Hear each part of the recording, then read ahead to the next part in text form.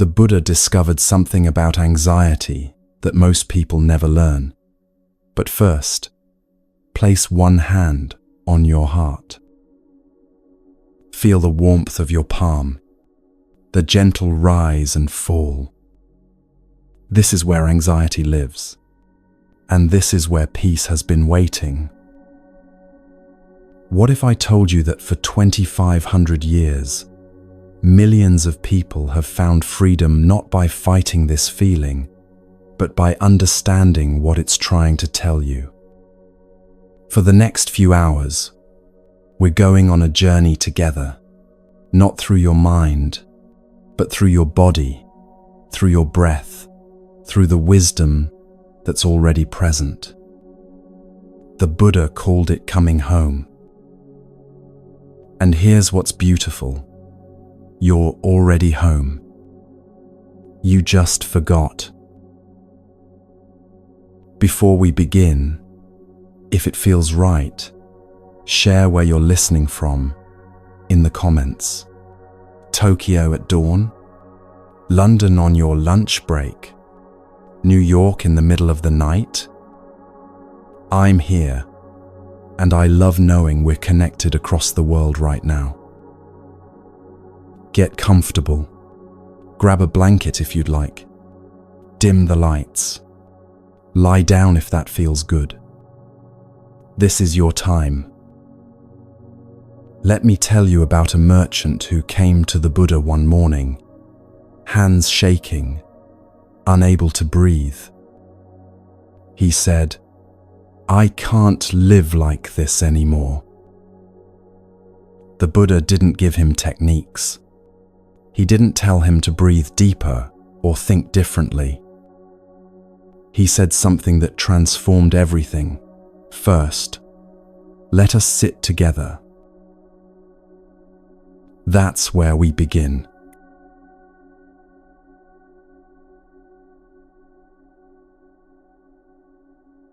The merchant's name was Soma, and he hadn't slept properly in weeks.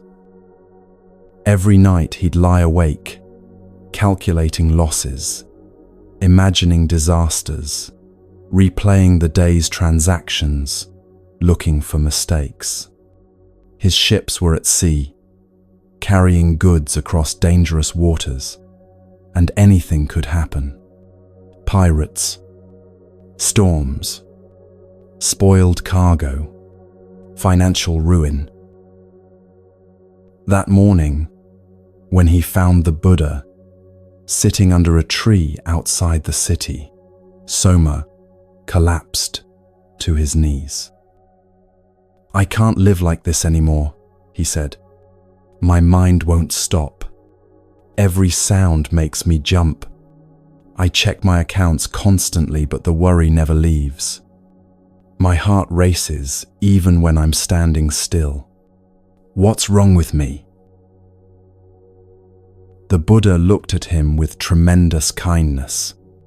Not pity, but recognition. He'd seen this suffering before. The restless mind, the agitated body, the exhaustion of perpetual vigilance. First, the Buddha said, "Let us sit together." They sat in silence for a long while. Soma's mind kept racing.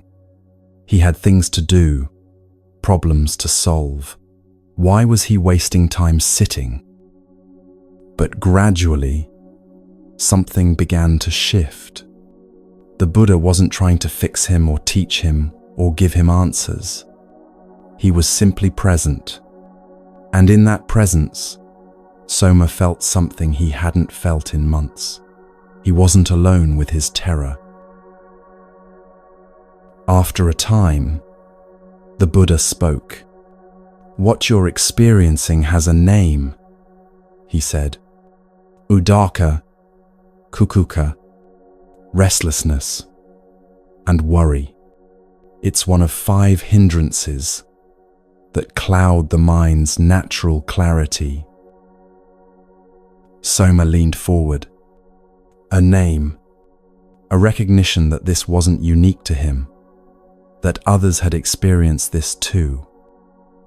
This itself brought a small measure of relief. "Tell me about your ships," the Buddha said. Soma began listing his worries: the weather, the pirates, the markets, the competition. The Buddha listened without interrupting. When Soma finished, the Buddha asked, "And right now, in this moment, are your ships sinking?" "No," Soma admitted, "but they could be." "Right now, are pirates attacking them?" "No, but they might." "Right now, in this moment under this tree, what is actually happening?" Soma paused. He heard birds singing. He felt the morning breeze. He noticed the dappled sunlight through leaves. "Nothing," he said quietly. "Nothing is happening." "Exactly," the Buddha said.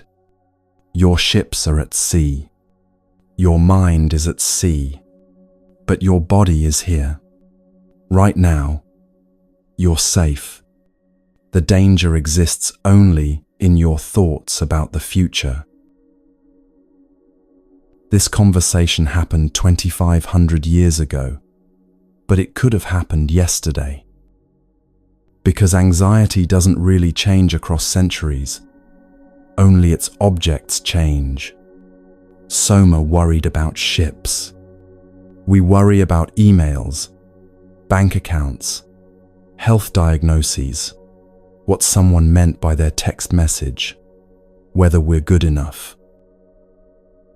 There's a woman who checks her front door lock 7 times before she can leave for work. 7 times.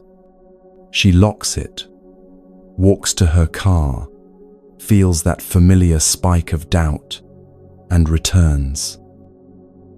Lock it again. Touch the handle. Pull. Still locked. But the doubt rises again before she reaches the end of her driveway. She knows, intellectually, the door is locked after the first time. But knowing doesn't help. The anxiety whispers, "What if?" So she checks again, and again. Just like Soma checked his accounts, replayed his decisions, calculated and recalculated, looking for the certainty that never came. The Buddha identified 5 specific mental states that obscure our natural clarity, and he called them hindrances. The first is sensory desire, the reaching for pleasant experiences to avoid unpleasant ones. The second is ill will, the pushing away of what we don't want. The third is sloth and torpor, the heaviness and dullness that comes from disconnection.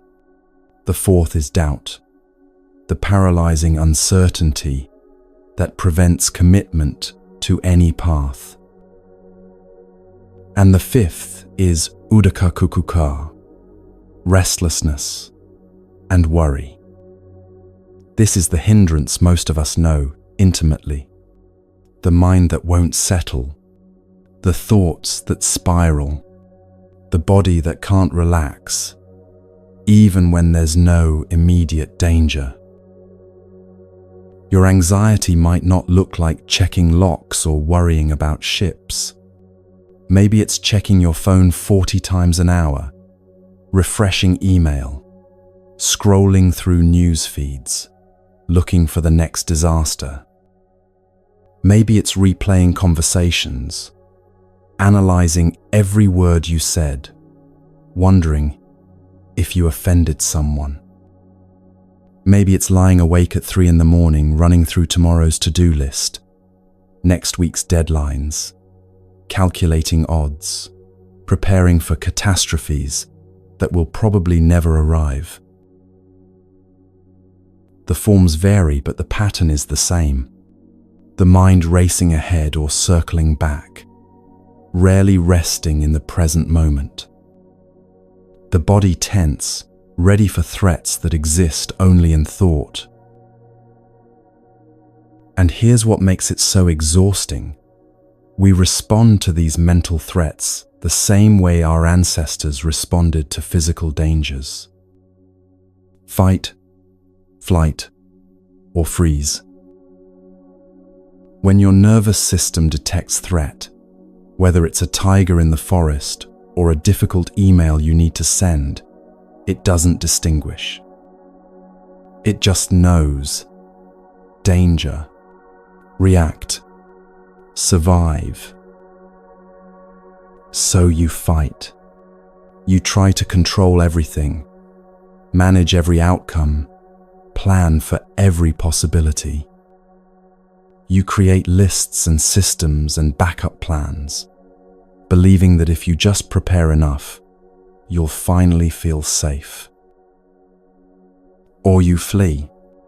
You avoid the difficult conversation, postpone the decision, numb yourself with distraction, food, substances, scrolling, shopping, anything to not feel this feeling. Or you freeze. You become paralyzed, unable to move forward or backward, stuck in indecision, overwhelmed by the sheer weight of possibilities. And none of these responses actually resolve the anxiety. They just perpetuate it. Fighting creates more to fight against. Fleeing creates more to flee from. Freezing creates deeper overwhelm. The woman checking her locks thought that if she just checked one more time, she'd finally feel certain. But certainty never came, because the problem wasn't whether the door was locked. The problem was her relationship with uncertainty itself. When the Buddha sat with Soma that morning, he helped him see something crucial. The anxiety wasn't happening to him. It was happening through him, through conditioned patterns that had been learned, reinforced, strengthened over time. Your mind is trying to protect you, the Buddha explained. It learned that by worrying about danger, you might prevent it. By staying vigilant, you stay safe. Your mind thinks it's helping you survive. But it's not helping, Soma said. It's destroying me. Yes, the Buddha agreed, because the mind can't distinguish between real danger and imagined danger. It treats your thoughts about the future as if they're happening right now. So you live in perpetual emergency, exhausting yourself fighting battles that exist only in your imagination. Take a breath with me here. Just one slow breath. Notice it arriving, filling your lungs, releasing. This moment right now, are you in actual danger? Or are you safe, listening to these words, while your mind spins stories about other times and other possibilities? Now let me tell you something that happened one afternoon when the Buddha was teaching in a grove outside Savatthi. A farmer came running up to him, sweating and agitated, interrupting the teaching. "Excuse me, sir," he said breathlessly. "Have you seen my oxen? They've escaped into the forest, and I can't find them. Without those oxen, I can't plow my fields. Without plowing, my family will starve. Have you seen them?" The Buddha looked at him kindly and said, "I haven't seen your oxen, They may have gone further east. The farmer ran off in that direction, still frantic, still searching.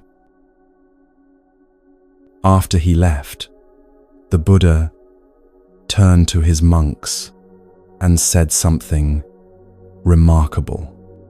Fortunate are we who have nothing to lose. We who have no oxen sleep peacefully at night. We wake without worry. The farmer will chase his oxen all day, and when he finds them, he'll spend the night worrying they'll escape again. One of the younger monks raised his hand, confused. "But teacher," he said, "we have no oxen, no fields, no possessions. We own almost nothing. Yet many of us still lie awake at night. We still worry. If having nothing to lose brings peace, why are we still restless?" The Buddha smiled. "Then you must have oxen in your minds," he said. "Thoughts you're chasing through the forest, worries you can't catch, ideas about how things should be that keep escaping you. These invisible oxen are harder to find than the farmers, and they run faster. What are the oxen in your mind right now? Maybe it's the conversation from 3 days ago that you keep replaying, trying to find what you should have said differently. Maybe it's tomorrow's meeting, and you're chasing through future scenarios, trying to control an outcome that hasn't happened yet. Maybe it's the idea of who you should be by now, successful, confident, together, and you're exhausting yourself, chasing that image while it runs ahead of you, always just out of reach. The farmer had real oxen that actually ran away. Your oxen might be completely invisible to anyone else, but they feel just as real to you, don't they? And you chase them just as frantically. This is what the Buddha meant by tanha, craving, thirst, the constant reaching and grasping quality of mind. It's not just wanting pleasant experiences, though that's part of it.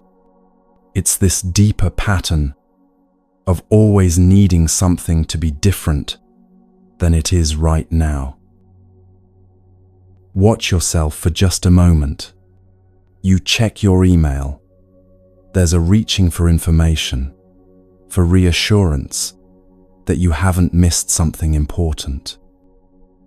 You replay a conversation from earlier. There's a grasping for a different outcome, a wish that you'd been wittier, kinder, more impressive. You plan tomorrow. There's craving for control over a future that hasn't arrived yet. These aren't dramatic cravings. They're subtler than that. The constant hum of wanting underneath almost every moment. Wanting to know, wanting to control, wanting to be certain, wanting to be safe.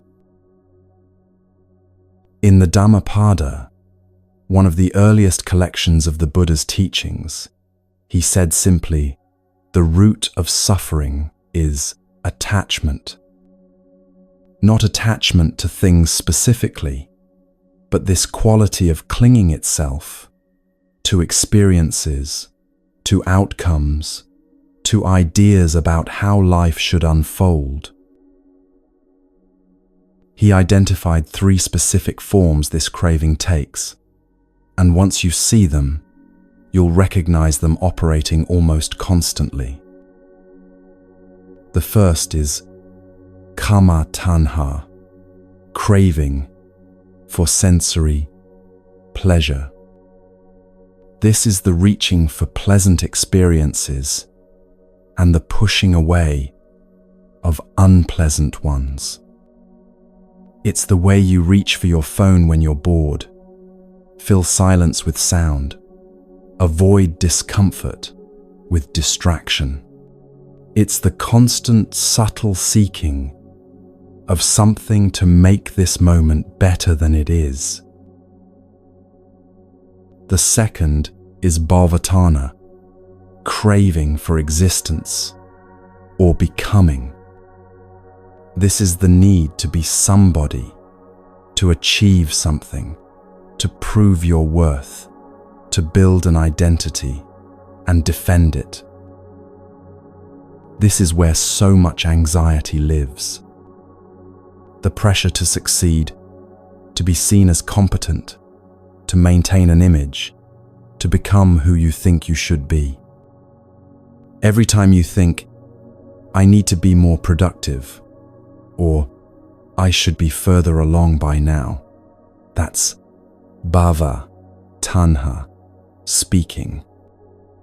It's the exhausting project of constantly becoming, improving, achieving, chasing an idealized version of yourself that stays forever ahead, like oxen running through the forest.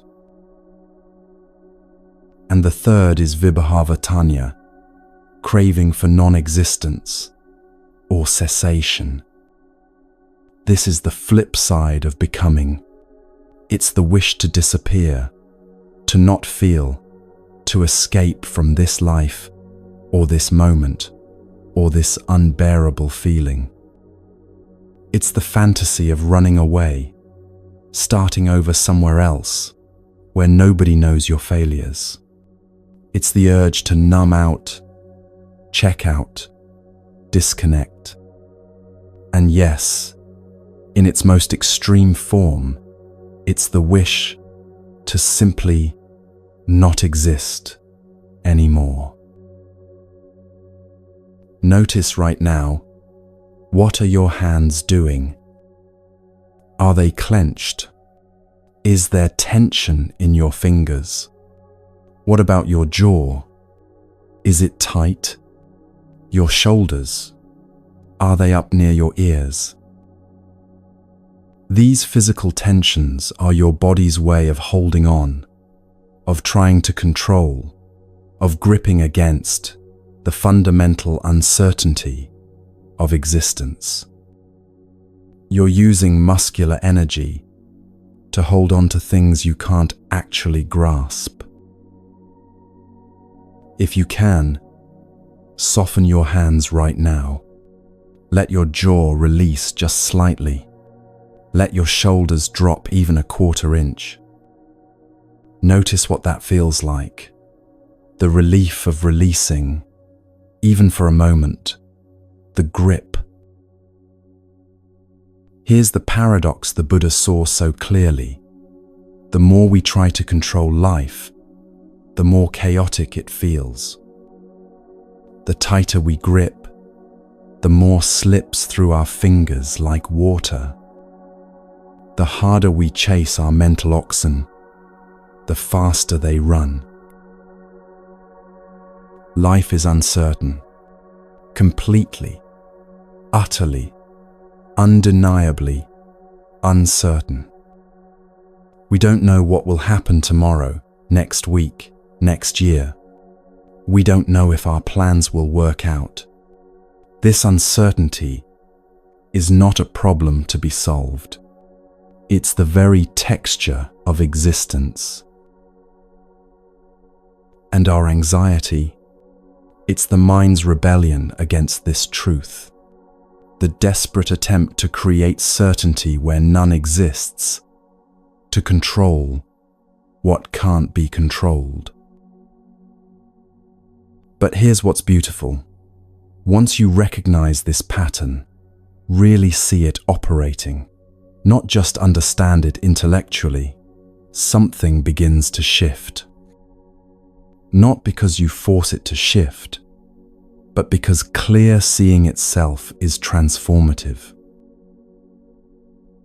The woman who checked the lock 7 times didn't overcome her anxiety by developing better checking techniques.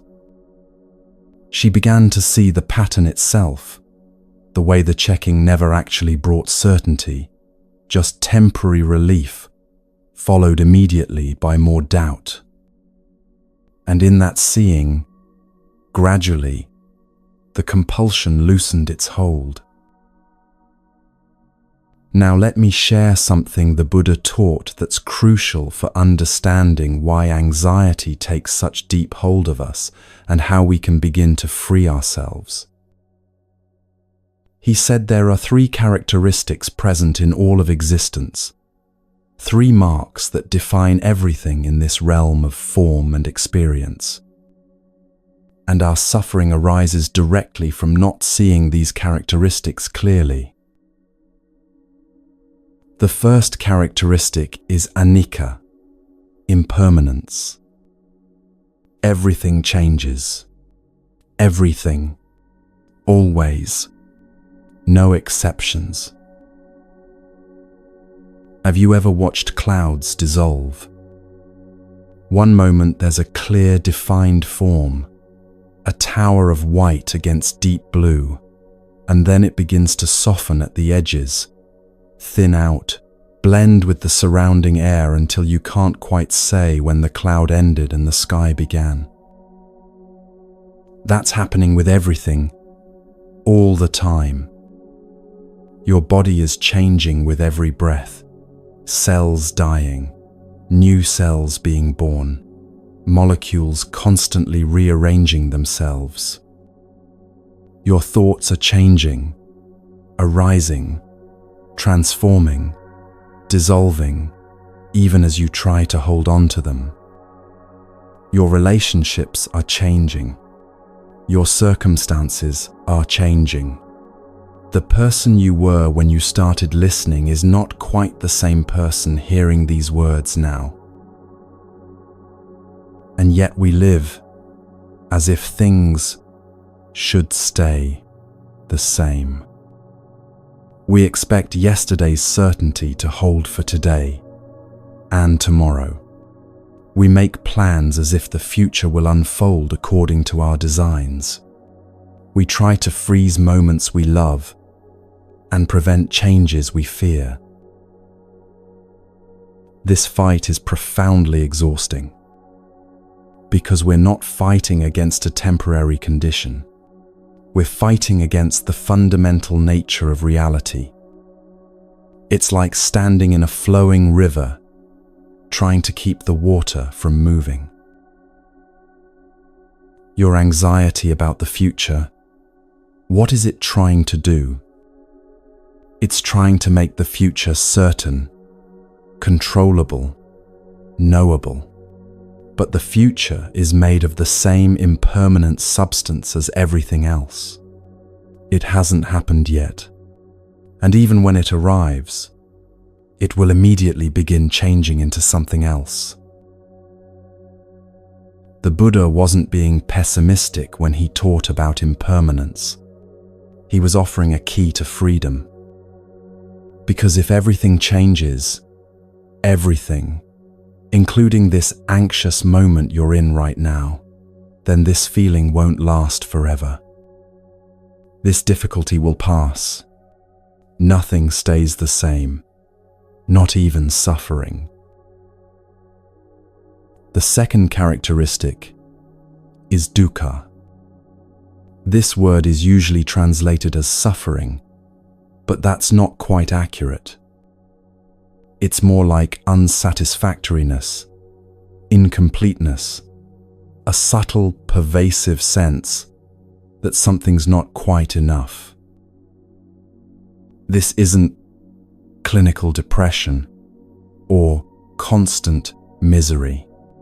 It's subtler than that. It's the way even genuinely good experiences carry within them a tinge of incompleteness when we look closely enough. Think about the best vacation you've ever taken.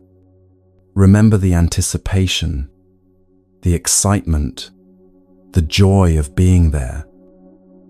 Now remember that subtle awareness, maybe on the last day, that this couldn't last forever, that you'd have to return home, that this perfect moment was already slipping away.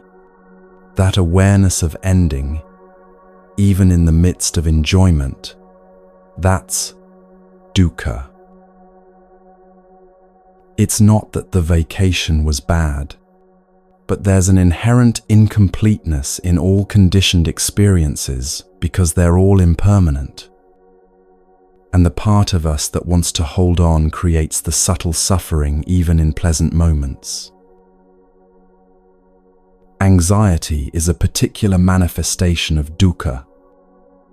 It's the unsatisfactoriness of uncertainty, the incompleteness of never having quite enough information, enough control, enough guarantee of safety. No matter how much you prepare or worry, there's always more that could go wrong.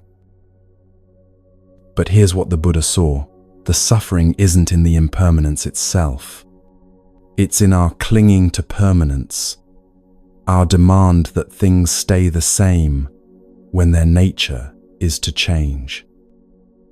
The unsatisfactoriness isn't inherent in the experience. It's in our relationship to the experience.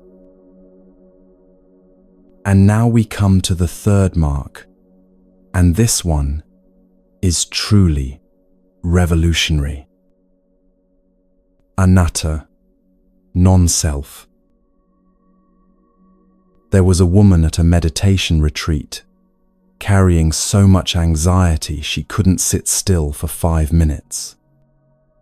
On the third day, she approached the teacher in tears. "I am an anxious person," she said. "This is who I am, who I've always been. I can't change my fundamental nature." The teacher asked a simple question. Who is noticing the anxiety right now? She paused, confused. "I am," she said finally. "So there's anxiety happening," the teacher said slowly, "and there's an awareness that knows anxiety is happening. Which one are you?" This question stopped her completely. For the first time in days, maybe months, maybe years, she recognized a space between herself and the anxious thoughts. She wasn't the anxiety. She was the awareness watching the anxiety arise, intensify, and eventually pass. This points to what anatta actually means. Not that you don't exist, obviously you do, but that there's no fixed, permanent, separate, unchanging self that you can point to and say definitively, "This is me, and this will always be me." What we call I or me is actually a collection of constantly changing processes. The Buddha called these the 5 aggregates, and understanding them is crucial for understanding why we suffer and how we can be free. First, there's form, your physical body. But your body is changing every single moment. Cells dying and being born, breath flowing in and out, sensations arising and passing. Which version of your body is the real you? Second, there are feelings, not emotions, but the basic tone of pleasant, unpleasant, or neutral that colors every experience. These feelings are constantly shifting too, moment to moment. Are you the pleasant feeling? The unpleasant one? They can't both be you, and neither one lasts. Third, there's perception, the way you recognize and label things, how you make sense of raw sensation by comparing it to past experience. But your perceptions are conditioned by memory, culture, mood, context. They're interpretations, not absolute truths. Fourth, there are mental formations, thoughts, emotions, impulses, reactions, all the complex activities of mind. And this is where anxiety lives. It's a mental formation, a pattern that arises from causes and conditions, past experiences, current triggers, biological factors, learned responses. It comes, it goes, it changes in intensity. Fifth, there's consciousness itself, the knowing quality, the awareness that's present with every experience. But even consciousness changes depending on what it's aware of, what state your body is in, whether you're tired or alert. So which of these five is the real you? The body that's constantly changing, the feelings that shift moment to moment, the perceptions that differ from everyone else's, the mental formations that arise and pass like weather, the consciousness that changes with every new object of awareness. The Buddha's radical insight was that none of them is you, and all of them together aren't a permanent, unified you either. They're processes, interdependent and constantly changing, creating the experience of being a person without there being a fixed, separate, permanent self at the core. And anxiety, it's just a mental formation, one pattern among countless others. It's conditioned, not essential. It arises when certain conditions are present and fades when those conditions change. It's not your identity, not who you fundamentally are. You are not the storm of anxiety. You are the vast sky in which the storm appears. The storm can be fierce, dark, overwhelming, but it's temporary, conditioned, not the nature of the sky itself. The sky doesn't become the storm. It allows the storm to pass through. Take a moment to feel this directly, not just think about it. Notice right now the awareness that's present, the knowing quality that's here. The awareness that knows you're listening to these words, that knows thoughts are present, that knows there might be anxiety or calm or anything else arising and passing. That awareness itself isn't anxious, is it? It simply is. Anxiety appears in it like a cloud in the sky, but the awareness itself, the sky of your being, remains untroubled, spacious, allowing. These three truths, impermanence, unsatisfactoriness, and non-self, are not philosophical concepts to memorize or debate. They're direct observations you can make about your own experience, right here, right now. Your anxiety is impermanent. It arises with causes, intensifies, peaks, and eventually passes, no matter how convinced you are, in the midst of it, that it will last forever. Your anxiety is unsatisfactory. It promises that worrying will keep you safe, that controlling will bring peace, but it delivers only more tension, more exhaustion. Your anxiety is not self. It's a conditioned pattern, not your essence, not your identity, not who you truly are, beneath the weather of thoughts and feelings. And in seeing these truths clearly, repeatedly, with patience and compassion and honest attention, the grip of anxiety begins to loosen.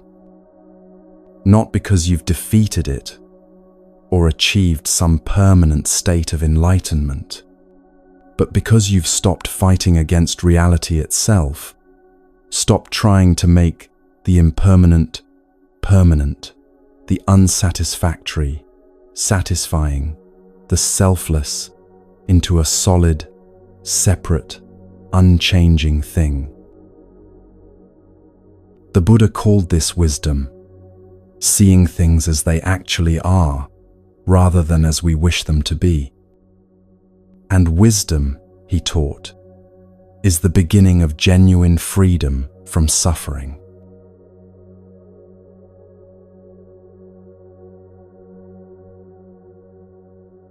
Sarah woke at 3 a.m. with her heart pounding. Again, the 3rd night this week. She lay in the dark, her husband breathing peacefully beside her, while her mind raced through an endless list. Did I send that email?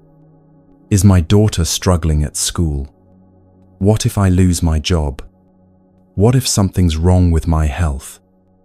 The thoughts came faster and faster, each one triggering another, until she felt like she was drowning in worry, with no one to hear her struggle. She got up, went to the kitchen, made tea she didn't want, and sat alone, in the dim light, wondering what was wrong with her. Why couldn't she just be normal?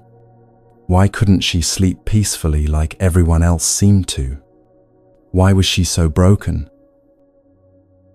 This is where the Buddha's teaching begins, not with solutions or techniques or positive affirmations, but with a profound and radical honesty. The first noble truth is dukkha sakka, the truth of suffering. And the Buddha's opening statement is remarkably simple. There is suffering. Not suffering is bad and you should get rid of it. Not suffering means you're doing something wrong. Not let's pretend everything is fine and think positive thoughts. Just this clear, honest recognition. Suffering exists. It's part of being human. It's here. The word dukkha is often translated as suffering, but that makes it sound more dramatic than the Buddha intended. Dukkha is more nuanced than that. It includes obvious suffering, physical pain, grief, anxiety, depression, but it also includes a subtler quality, unsatisfactoriness, stress, unease, the pervasive sense that something's not quite right, not quite enough, not quite settled. It's the way even good moments carry within them the seeds of their own ending. It's the restlessness underneath pleasure. It's the anxiety that creeps in even when things are going well. The voice that says, "But what if?" It's Sarah lying awake at 3 a.m, even though nothing bad is actually happening right now. In the Dhammacakkappavattana Sutta, the Buddha's first teaching after his awakening, he said, "Birth is suffering, aging is suffering, illness is suffering, death is suffering. Association with what is displeasing is suffering. Separation from what is pleasing is suffering. Not getting what one wants is suffering. In other words, if you have a body, you will experience physical discomfort and decline. If you have relationships, you will experience conflict and loss. If you have desires, you will experience frustration and disappointment. This isn't pessimism, it's realism. And here's what's remarkable about starting here.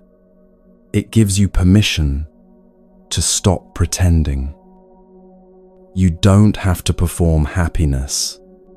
You don't have to apologize for struggling. You don't have to fix yourself before you're allowed to acknowledge that this is hard. When Sarah finally talked to a friend about her sleepless nights, the friend said, "Me too. I thought I was the only one." That simple recognition, "Me too. This is hard.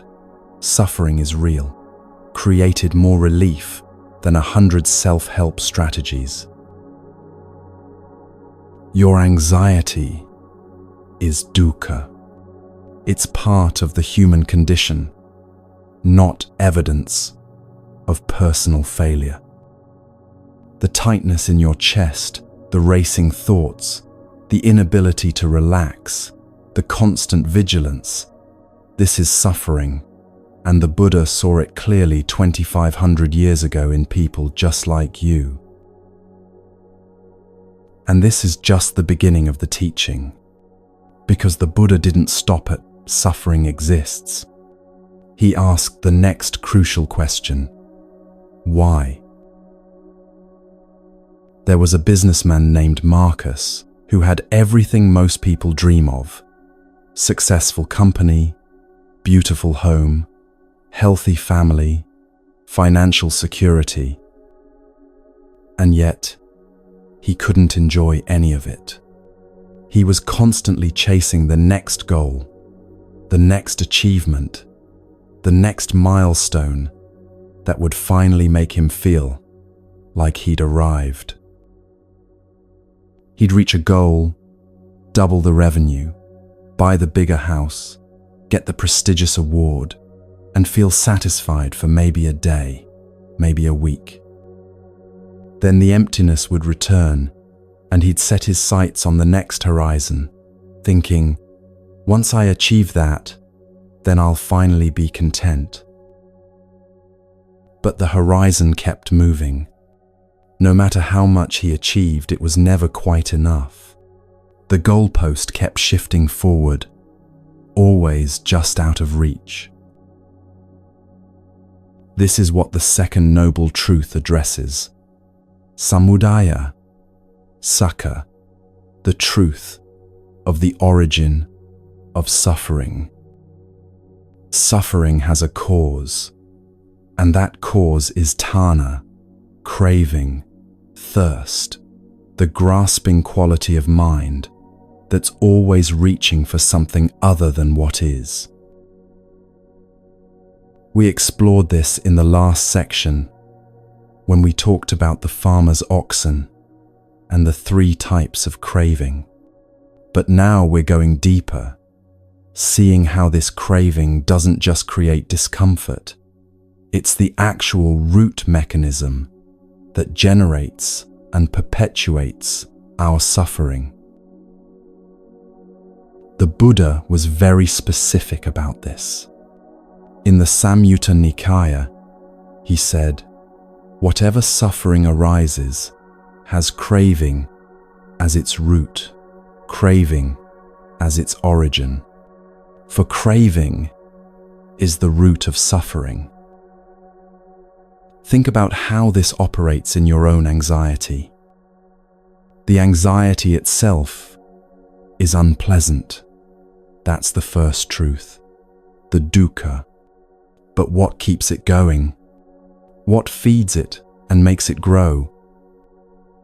It's the craving for certainty when life is fundamentally uncertain.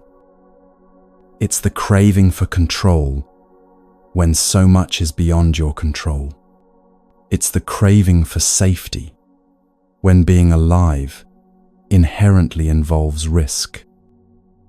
It's the grasping after the feeling of everything will be okay, which, even when you achieve it temporarily, immediately dissolves because life keeps changing. Let me show you how the 3 types of craving create anxiety in everyday moments. Kama tanha, craving for sensory pleasure, shows up as the reaching for anything that will make you feel better right now. You're anxious, so you reach for your phone, scroll mindlessly, trying to escape the discomfort. You pour a glass of wine, order takeout, shop online, binge a series, not because you really want these things, but because you're trying to soothe the unease. But the relief is temporary, and when it fades, the anxiety returns, often stronger, because now you also feel guilty about the coping mechanism. Bhavatana, craving for becoming, is the voice that says you need to be more, do more, achieve more, become somebody important, successful, admired. This creates enormous anxiety because you're never quite there yet, are you? There's always someone more successful, always another level to reach, always ways you're falling short of who you think you should be. Marcus lived here, endlessly chasing, never arriving. Every time you think, I should be more productive, that's bhava, tanya. Every time you compare yourself to others and feel lacking, that's bhavatanha. Every time you need validation or achievement to feel worthy, that's bhavatana. And it's exhausting because the finish line keeps moving. Vibhava tanha, craving for non-existence, appears as the wish to escape, disappear, not feel this anymore. When anxiety becomes overwhelming, part of you just wants out. Maybe it's the fantasy of running away to a remote island where no one can find you. Maybe it's the urge to numb out completely, to disconnect from feeling anything at all. In its darkest form, it's the thought that you'd be better off not existing. These 3 forms of craving work together to create and maintain anxiety. You crave pleasure to escape discomfort, but the escape is temporary. You crave becoming to prove your worth, but the proving is endless. You crave non-existence when it all becomes too much, but that creates more suffering, more fear. And underneath all 3 is a deeper craving, the craving for certainty. If I just know what will happen, I can relax. Your mind tells you. If I can just control the outcome, I'll be safe.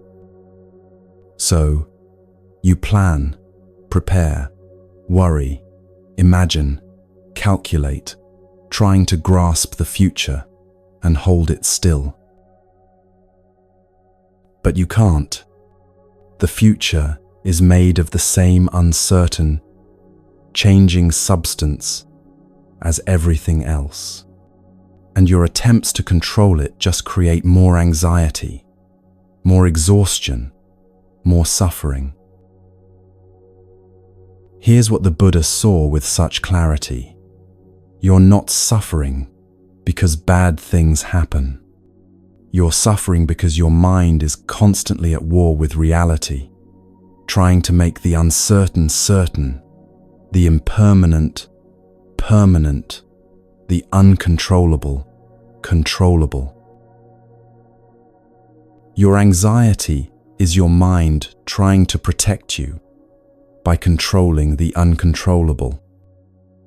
It's actually trying to help. It's just using a strategy that can't possibly work, like trying to hold water in a clenched fist. The tighter you squeeze, the more flows out. Let's take one slow breath together. Breathe in gently.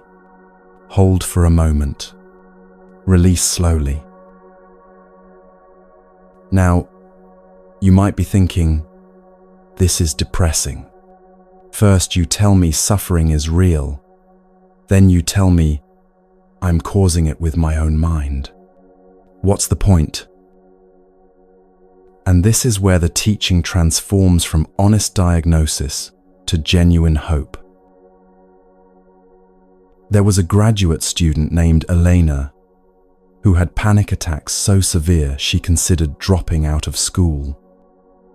For months, she'd been trying everything to make the panic stop. Breathing exercises, medication, avoiding triggers, positive self-talk. Sometimes these things helped a little. Sometimes they didn't. But the underlying terror remained, waiting to surge up at any moment. Then she learned something that changed her entire relationship with panic.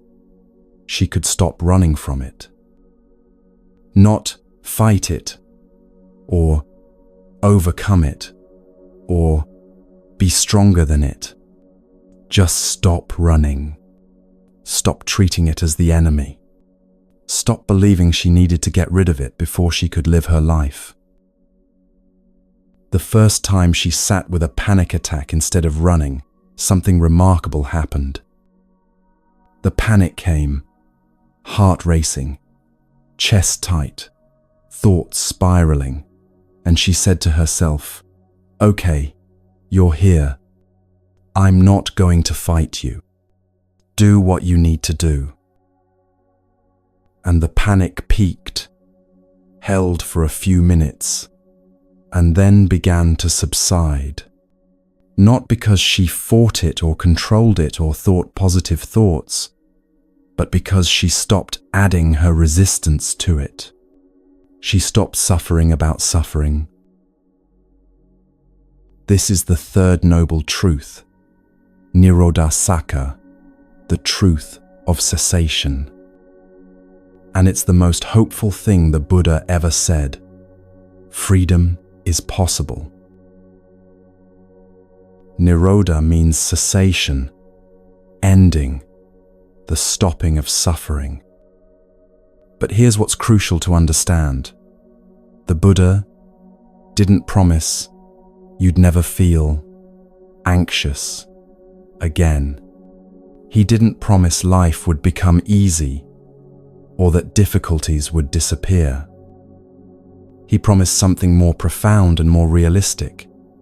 You wouldn't be enslaved by it anymore. The anxiety might still arise. You're human. You have a nervous system. You live in an uncertain world. But its grip releases. It stops controlling your life. It becomes something you experience rather than something you are. Think about the difference between being caught in a storm and watching a storm from shelter. Both involve the storm existing, but your relationship to it is completely different. You can watch the lightning, hear the thunder, see the rain without being swept away by it. This is what Nirodha points to, not the end of all discomfort, but the end of being overwhelmed by it, controlled by it, defined by it. And this isn't just theory. Real people have walked this path. Not just monks in monasteries, though them too. Regular people, teachers, parents, students, workers, people dealing with anxiety, depression, trauma, loss. People who found that peace is possible even when circumstances are difficult, even when the mind is still sometimes restless, even when life remains uncertain. You don't have to white-knuckle through life anymore, constantly fighting your own mind, exhausting yourself, trying to control what can't be controlled. There's another way. In the Dhammapada, the Buddha said simply, there is a path to the end of suffering. Not, maybe there's a path, or for some people there's a path. There is a path. It's been walked by millions before you, and it's available to you right now, exactly as you are. And now, let me show you that path. Maya was an artist who'd stopped creating. Every time she sat down to work, anxiety would flood in. This isn't good enough. You're wasting your time, you'll never succeed. Who do you think you are? The inner critic was so loud she couldn't hear her own creative voice anymore. She tried to fight the critic, argue with it, prove it wrong. That didn't work. She tried to ignore it, push through it. That didn't work either. She was stuck, paralyzed between wanting to create and being terrified to try. Then she encountered the Buddha's fourth noble truth, Magga, the truth of the path. And she realized she'd been looking for a magic solution when what she needed was a practice, a way of being, a path to walk step by step.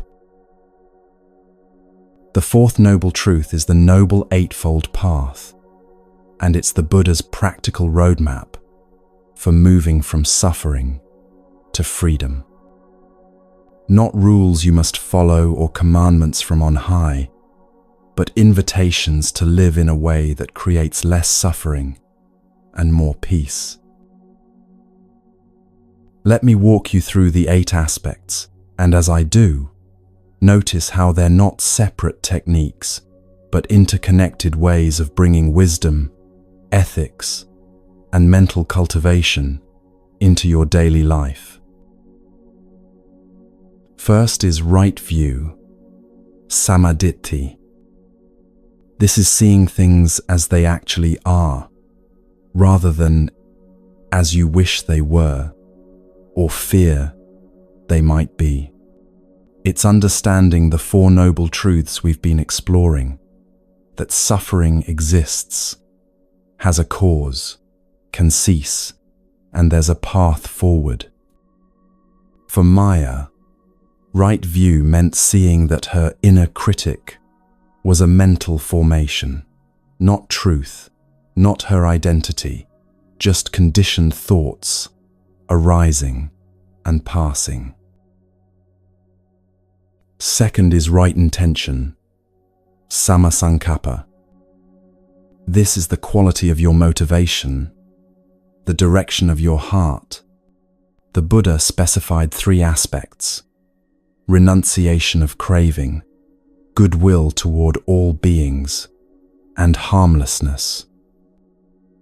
In terms of anxiety, right intention means approaching your anxiety with kindness rather than aggression, with curiosity rather than judgment, with the wish to understand rather than to fight.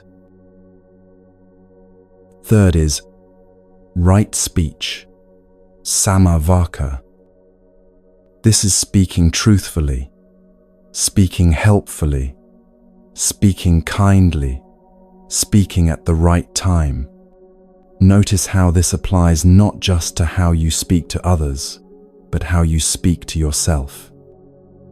The harsh self-talk that accompanies anxiety, "You're so weak, you're pathetic, everyone else has it together," this is not right speech. Learning to speak to yourself with the kindness you'd offer a struggling friend is part of the path. Fourth is right action, sama kamanta. This is acting in ways that don't cause harm to yourself or others. Traditionally, this includes not killing, not stealing, not engaging in sexual misconduct, basic ethical guidelines. But in the context of anxiety, right action also means not harming yourself through self-destructive behaviors, not abandoning your values because anxiety tells you to, not letting fear dictate your choices. Fifth is right livelihood, sama ajiva. This is making your living in a way that doesn't cause suffering, that aligns with your values, that supports rather than undermines your practice. If your work is a major source of your anxiety, right livelihood asks you to honestly examine whether changes are needed, whether your current situation is sustainable, whether you're sacrificing too much of your well-being for security or success. Sixth is right effort, samavayama. This is one of the most misunderstood aspects because people think it means trying harder, pushing more, being more disciplined. But the Buddha compared effort to tuning a musical instrument. Not too tight, not too loose. Right effort is balanced, sustainable, neither forcing nor giving up. It's showing up for your practice without aggression toward yourself. Seventh is right mindfulness, sama sati. This is present moment awareness, knowing what's happening while it's happening, without being swept away by it. It's noticing anxiety arising without immediately reacting, creating space between stimulus and response, seeing thoughts as thoughts rather than truth. This is perhaps the most crucial aspect for working with anxiety, and we'll explore it deeply in the sections ahead. Eighth is right concentration, sama samadhi. This is the ability to focus the mind, to gather attention, to rest in sustained awareness without being pulled away by every distraction. It's developed through meditation practice, and it provides the stability needed to actually see clearly and respond wisely rather than react habitually. Now, I know that might sound like a lot. 8 different things to practice, 8 ways to change how you live. But here's what's beautiful. They're not separate. They support each other, strengthen each other, flow into each other. The path is often organized into 3 training categories that make it more approachable. First is wisdom training, right view, and right intention, which is about understanding clearly and setting your direction. Second is ethics training, right speech, right action, and right livelihood, which is about living in alignment with your understanding. Third is meditation training, right effort, right mindfulness, and right concentration, which is about cultivating the mind so you can actually embody what you understand. Maya started with mindfulness. She practiced noticing when the inner critic arose, recognizing it as just thoughts rather than truth. That built her capacity for right view, seeing the critic as a mental formation, not her identity, which supported right intention, approaching her creative practice with kindness rather than harsh perfectionism, which naturally led to right speech, changing how she talked to herself about her art. And slowly, step by step, she found her way back to creating, not because the anxiety disappeared, but because it no longer had the power to stop her. These aren't commandments, they're invitations, experiments to try, ways of being that you can practice imperfectly, gradually, at your own pace. Don't worry about mastering all 8 at once. We'll walk this path together, exploring the practices that will calm your mind right now, that will help you work with anxiety rather than against it, that will bring you home to the peace that's been here all along, beneath the storm.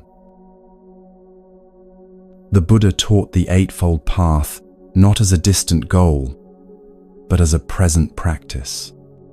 Each step you take is the path itself. Each moment of clear seeing, kind intention, mindful presence, that's freedom unfolding right now. And in the sections ahead, we'll bring these teachings down from the conceptual level into your actual lived experience, into the moments when anxiety grips you, into the practices that can genuinely transform your relationship with your own mind.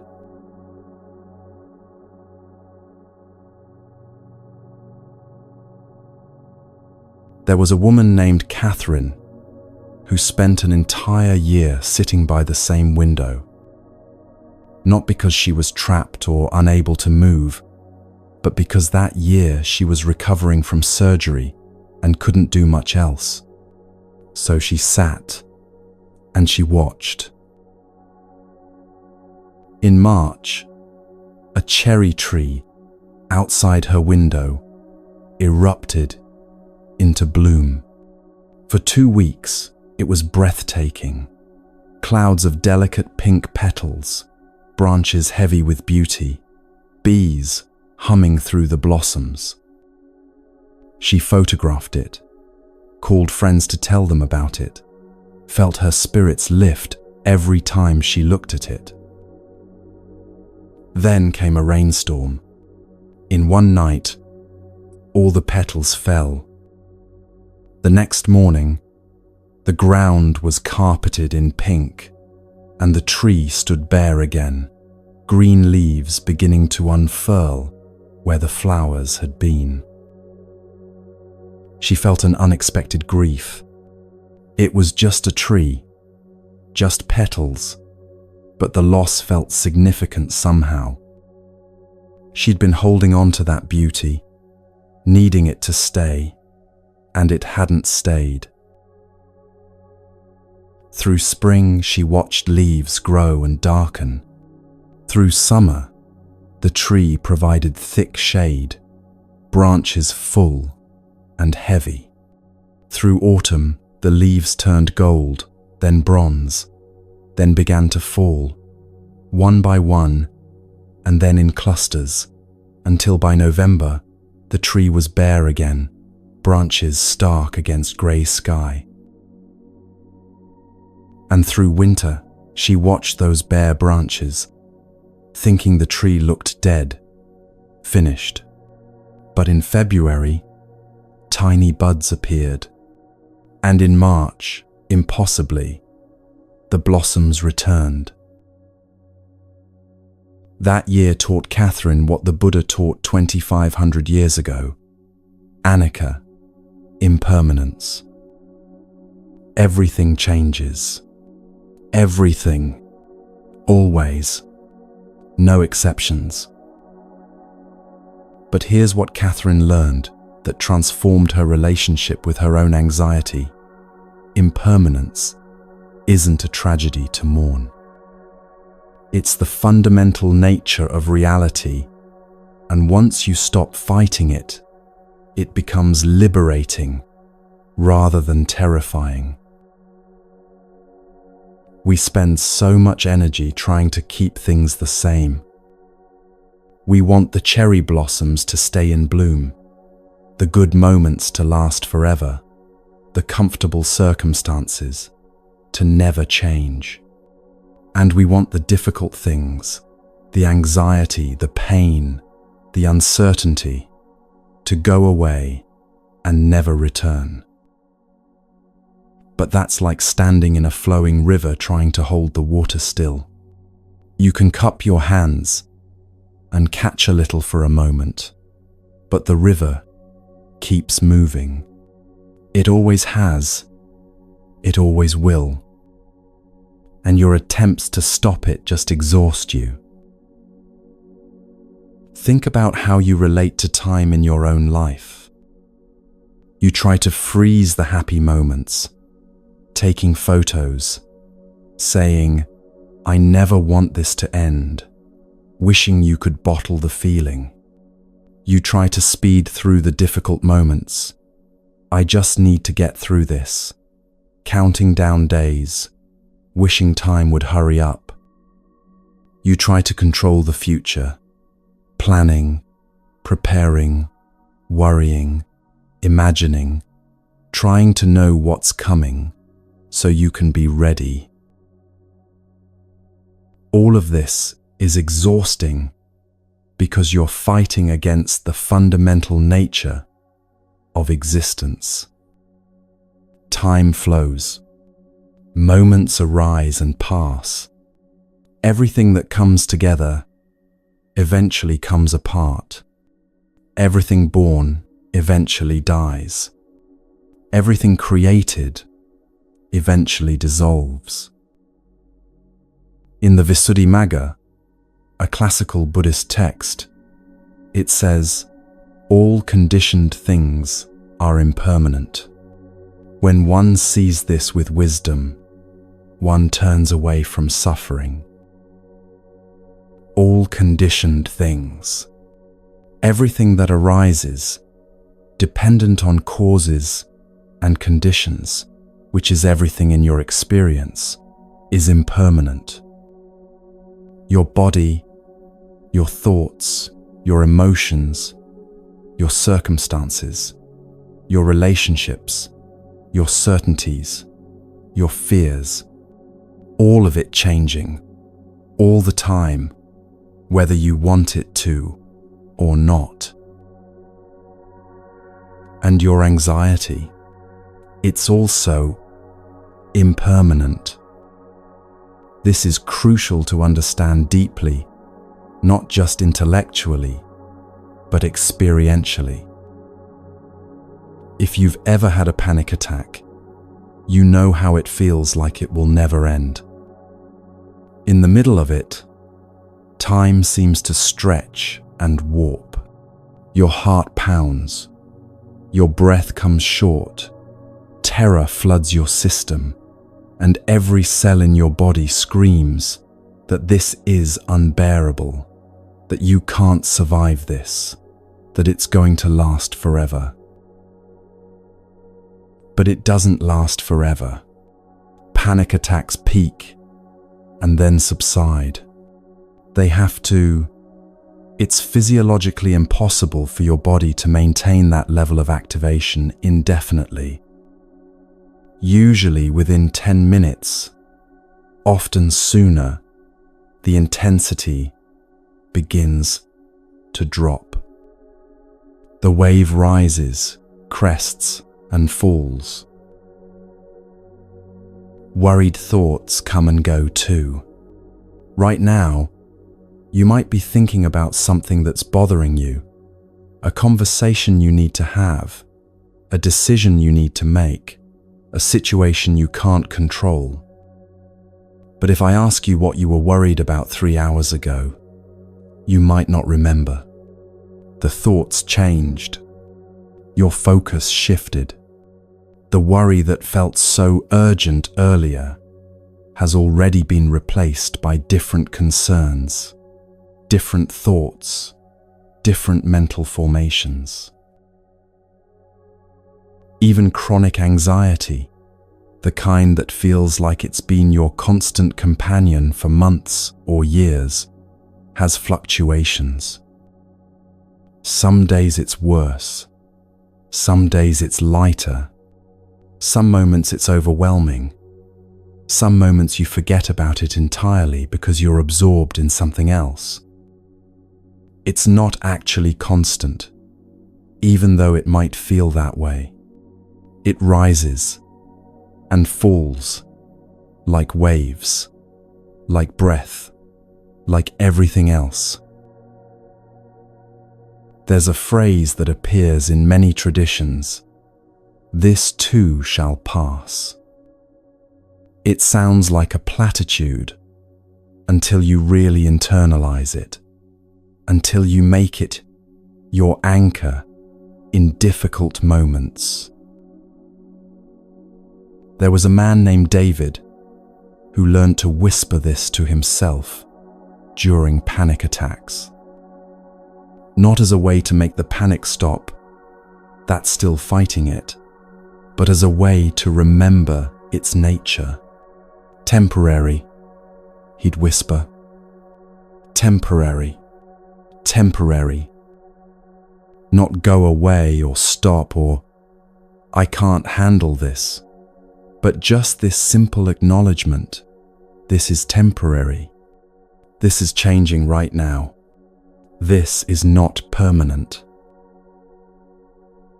And something shifted in how he related to the panic. He stopped adding the story of "this will never end" on top of the physical sensations. He stopped adding the fear of the fear. He just let it be what it was: a temporary storm in his nervous system, unpleasant, but not permanent, intense, but not endless. Let's pause here and notice impermanence directly, not as a concept, but as a living reality. Notice your breath right now. It's changing. Each inhale is different from the last, maybe slightly deeper or shallower, maybe cooler or warmer. Each exhale releases and makes space for something new. You can't hold your breath forever. The body won't let you.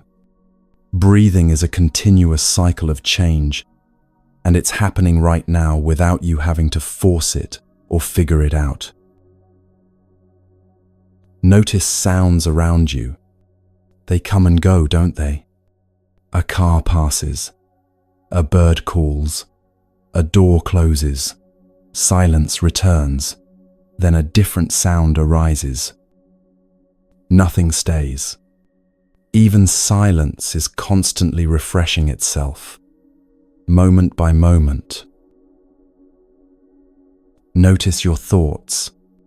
Even as you listen to these words, thoughts arise in the background, agreeing, disagreeing, remembering, planning, commenting. Where do they come from? Where do they go? You didn't decide to think them, and you can't hold on to them once they've passed. They're like clouds drifting through the sky of awareness, appearing, transforming, dissolving, replaced by new thoughts in an endless flow. This is anicca as direct experience, not philosophy.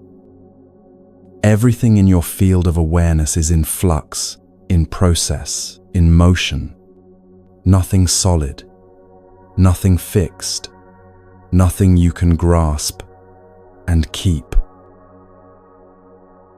And here's the paradox that Catherine discovered by her window. Watching the seasons turn, accepting impermanence, brings more peace than trying to create permanence ever could. When she stopped grieving the fallen cherry blossoms and started appreciating them precisely because they were temporary, something softened in her. The beauty became more precious, not less, because it was fleeting. The bare winter branches became beautiful too, in their starkness, because she knew spring would return, but also because she learned to appreciate what was, right now, without needing it to be something else. When you stop fighting impermanence, you stop wasting enormous amounts of energy on an unwinnable battle. You stop trying to make your anxiety go away forever, which it won't, because you're human and you live in an uncertain world. Instead, you start meeting it as it is, a temporary state that will change, that's already changing, that doesn't need to be fixed or fought or frozen in place. You don't have to hold on so tight. Not to the good moments, trying to make them last. Not to the bad moments, trying to understand why they happened or prevent them from happening again. Not to your ideas about how things should be, or who you should be, or what needs to happen for you to finally be okay. You can hold everything more lightly, with open hands, knowing that it will change anyway, whether you clench your fists or not. And in that lightness, that non-grasping, there's profound relief. The cherry blossoms fall. The anxiety rises and falls. The breath comes and goes. And you, the awareness witnessing all of this, you remain spacious enough to hold it all without being broken by any of it. This is the wisdom of impermanence, not that everything you love will be taken away, but that everything is already in motion, already changing, and your freedom lies in flowing with that change rather than fighting against it.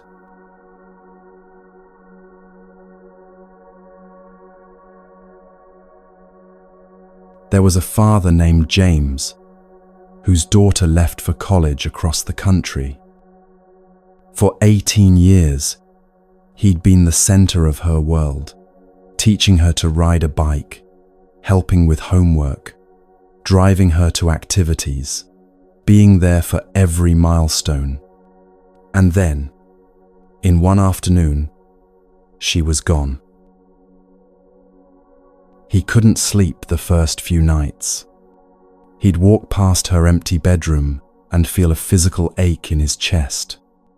He wanted to call her constantly, to make sure she was okay, to keep being needed, to hold on to the relationship they'd had.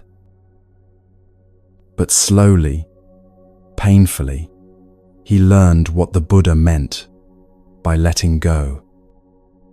Not abandoning his daughter or stopping loving her, but releasing his grip on how their relationship had to be, on his need to be needed, on his fear of her growing away from him. This is one of the most misunderstood teachings in Buddhism: detachment. People hear that word and imagine coldness, indifference, not caring about anything or anyone. But that's not what the Buddha taught at all.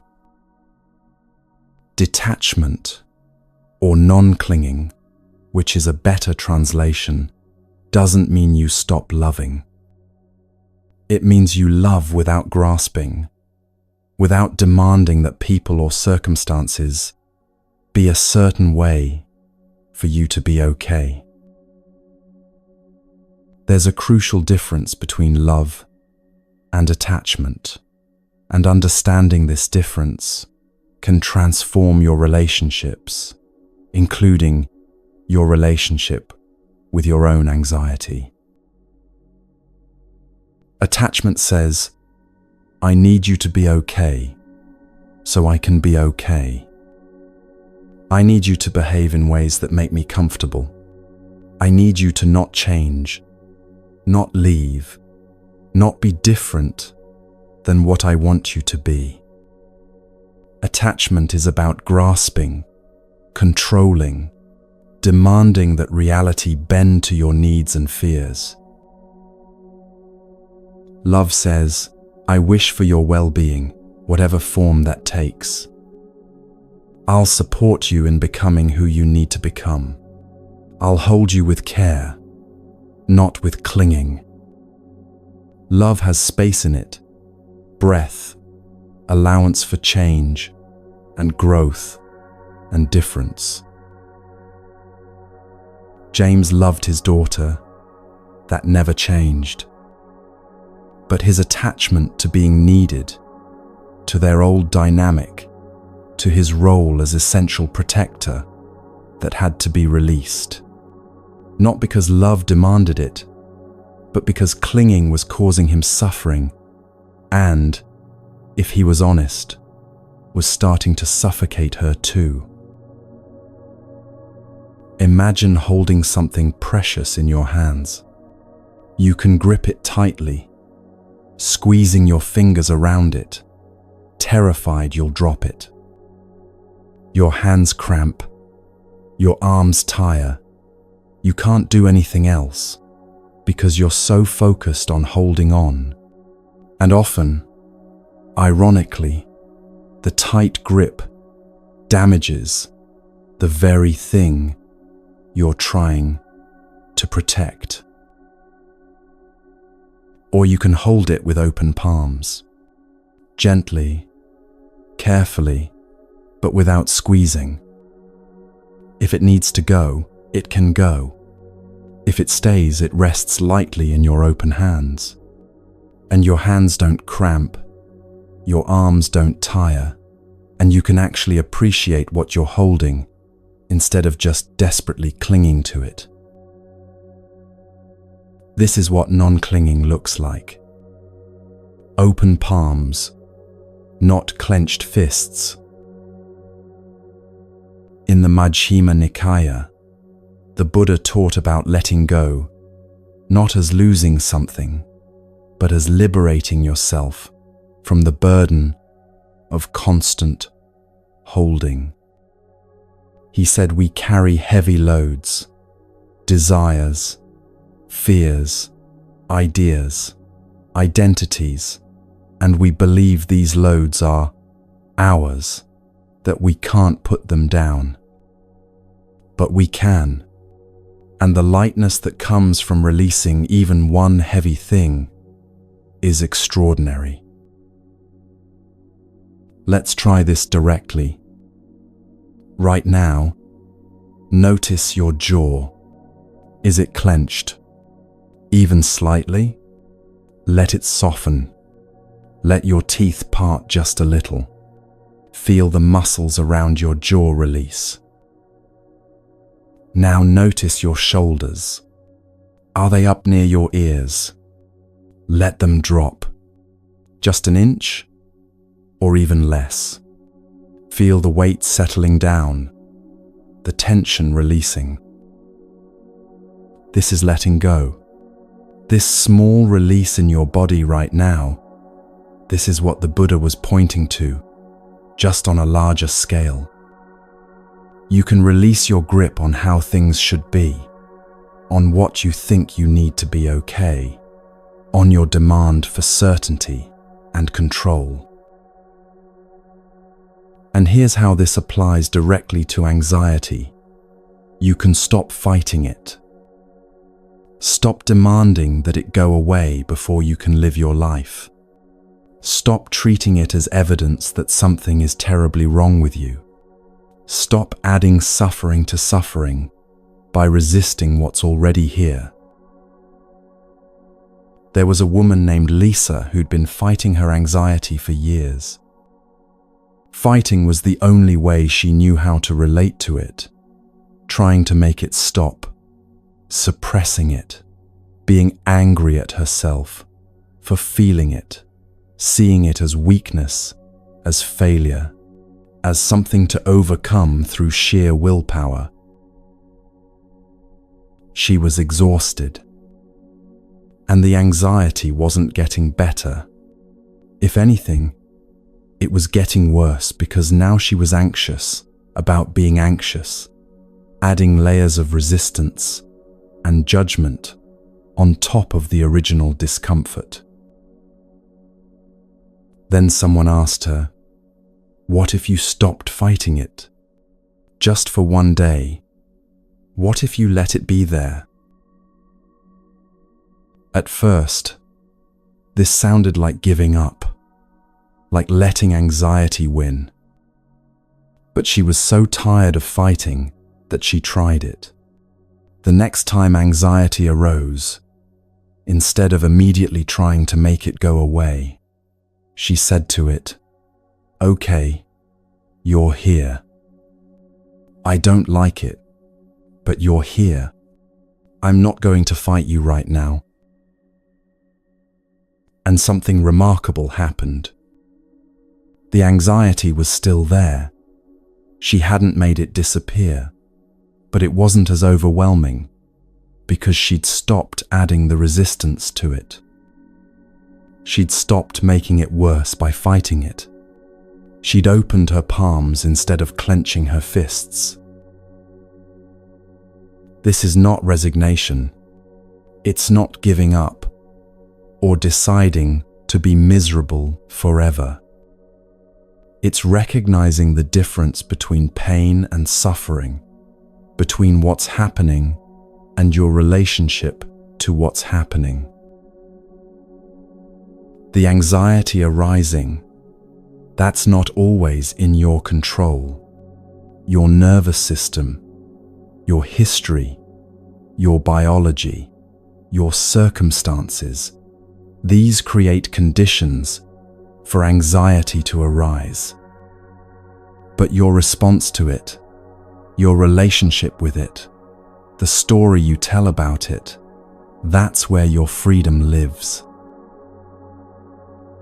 You can stop needing certainty about the future, not because you've become enlightened and transcended all human needs, but because you've recognized that certainty is impossible, and your demand for it is creating more suffering than the uncertainty itself. You can stop needing to control every outcome, not because you've become passive or stopped caring, but because you've seen that control is largely an illusion, and your attempts to grasp it are exhausting you. You can stop needing your anxiety to disappear before you can do what matters to you. Not because you've overcome anxiety, but because you've realized you can feel anxious and still show up, still act, still live. This is letting go, releasing your grip on how things have to be. Not because you don't care, but because you care enough to stop making things worse through your clinging. And here's what's beautiful and often surprising. When you let go, when you stop fighting, when you hold life with open palms instead of clenched fists, the things you were so afraid of losing often remain. They just rest more lightly. You can still love deeply, care profoundly, engage fully. You just do it without the desperate grasping that creates so much of your suffering. James learned to love his daughter without needing to control her choices or keep her close. Their relationship changed. It had to, but it didn't end. In fact, it deepened once he stopped clinging to what it used to be and allowed it to become what it is. Lisa learned to live with anxiety without needing it to go away. It still arises sometimes. She's human. She has a nervous system. She lives in an uncertain world. But it doesn't control her anymore because she's stopped fighting it, stopped identifying with it, stopped demanding that she be anxiety-free before she can be okay. And Catherine, watching the seasons turn from her window, learned that loss and renewal are part of the same cycle, that nothing gold can stay, but nothing is truly lost either. It just transforms, changes form, returns in a different way. The relief that comes with release is immediate and profound. You might feel it right now, even just reading these words, as some small part of you relaxes its grip, the shoulders dropping, the jaw softening, the tight grip on how things should be loosening just slightly. You don't have to hold it all together, all the time. You don't have to know what's going to happen. You don't have to fix yourself or figure everything out before you can rest. You can let go, just for this moment, of all the heavy things you've been carrying. And in that letting go, you might discover what the Buddha discovered, that the freedom you've been seeking isn't in controlling everything or making anxiety disappear. It's in releasing your grip on the need for control itself. It's in the spaciousness that opens when you stop grasping at permanence and instead flow with the changing nature of all things. Now let's explore the mind that's been doing all this holding, all this grasping, all this desperate attempt to freeze the ever-changing river of experience.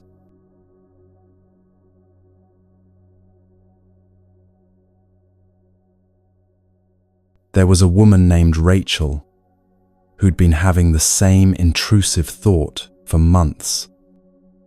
Every time she drove across a bridge, her mind would whisper, "What if you swerve? What if you lose control? What if you drive off the edge?" At first, she fought these thoughts with everything she had. She'd argue with them, "I would never do that. I'm a safe driver. That's ridiculous." She'd try to replace them with positive affirmations. "I am calm and in control." She'd white-knuckle the steering wheel and force herself to think about something else, anything else. But the thoughts kept coming, and worse, they seemed to be getting stronger, more frequent, more distressing. She started avoiding bridges, taking longer routes, arranging her life around these terrifying thoughts that she couldn't make stop. Then she learned something that changed everything. She didn't have to fight the thoughts at all. She could just notice them. This is the practice the Buddha called sati, mindfulness, or more accurately, aware remembering, clear knowing, the ability to witness what's happening without being swept away by it. Mindfulness is not what many people think it is. It's not forcing yourself to be positive or pretending difficult thoughts aren't there. It's not suppressing emotions or becoming some kind of unflappable Zen master who never gets upset. It's not about being calm, though sometimes calm arises as a result. Mindfulness is simply this: knowing what's happening while it's happening without getting lost in it.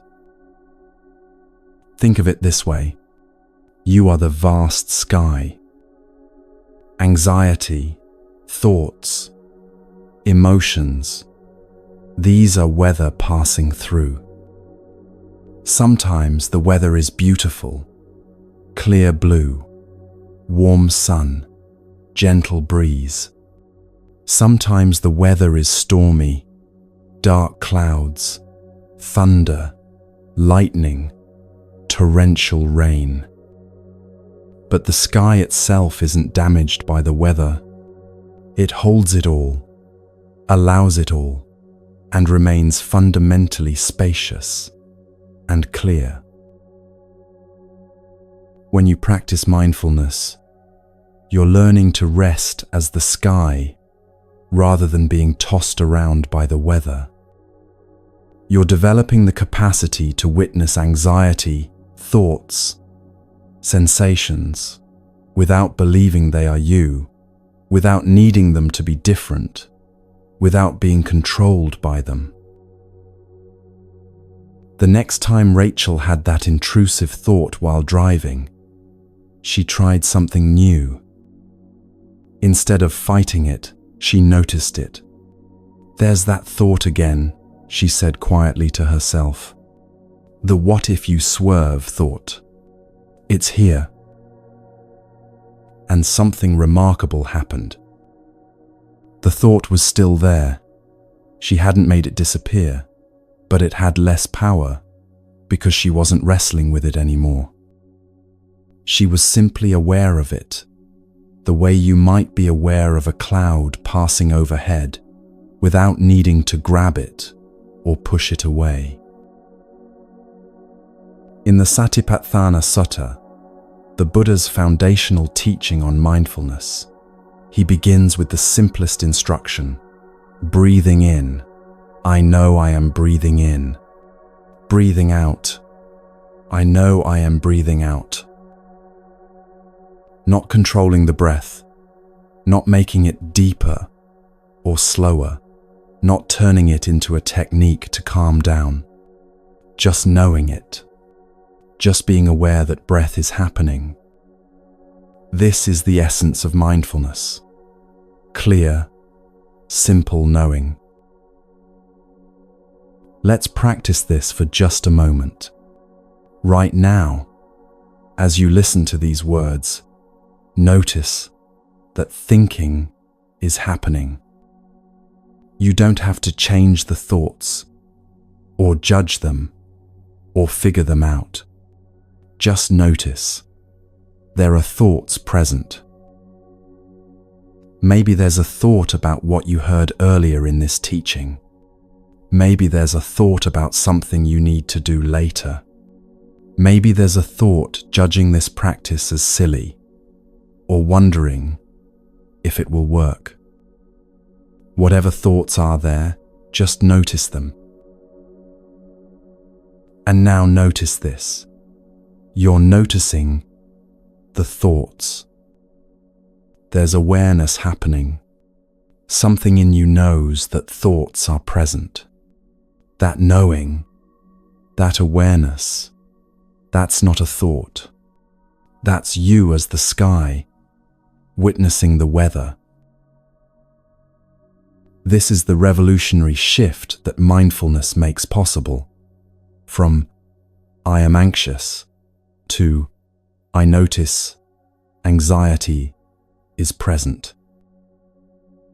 Do you feel how different those two statements are? I am anxious means anxiety is your identity, your essence, your unchanging reality. I notice anxiety is present means anxiety is an experience you're having, a visitor in the house of your awareness, something that's here now but wasn't here an hour ago and won't be here forever. One of the most helpful tools in mindfulness practice is simple labeling. When you notice anxiety arising, you can quietly label what's happening. Worrying. This is worrying.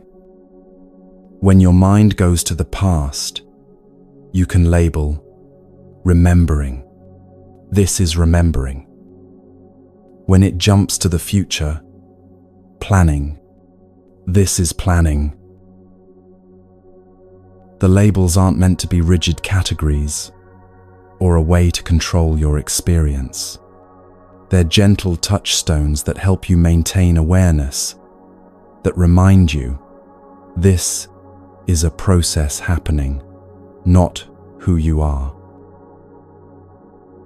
Rachel started labeling her intrusive thoughts. Intrusive thought. That's an intrusive thought. Not with judgment, not bad thought or wrong thought, just a simple recognition of what was happening. And in that recognition, space opened up. The thought was still there, but she wasn't glued to it anymore. There was room to breathe, room to choose her response, room to keep driving safely while the thought did its thing and eventually passed. This creates choice where before there was only reaction. When you're lost in anxiety, when you believe you are the anxiety, there's no choice. There's only the anxiety controlling what you think, feel, and do. But when you can observe the anxiety, when there's even a small gap between you and it, suddenly there's space to respond rather than react. And here's the reassurance you might need right now. You don't have to be good at this. You don't have to maintain perfect awareness or never get lost in thoughts again. Mindfulness isn't about perfection. It's about the moment you wake up, the moment you remember, the moment you come back to awareness. That moment, that's the practice. That's all you need. Just notice what's here. The anxious thought, the tight chest, the worried mind. Notice it the way you'd notice rain on the window. It's happening, it's real, and you can be aware of it without being swept away by it. You are the sky. The anxiety is weather, and the sky has room for all weather.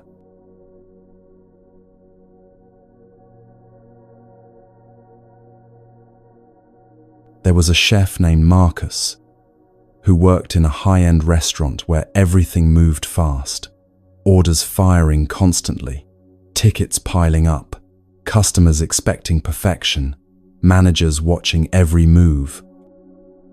His anxiety lived in his chest like a tight fist, especially during the dinner rush, when he could barely breathe between tasks.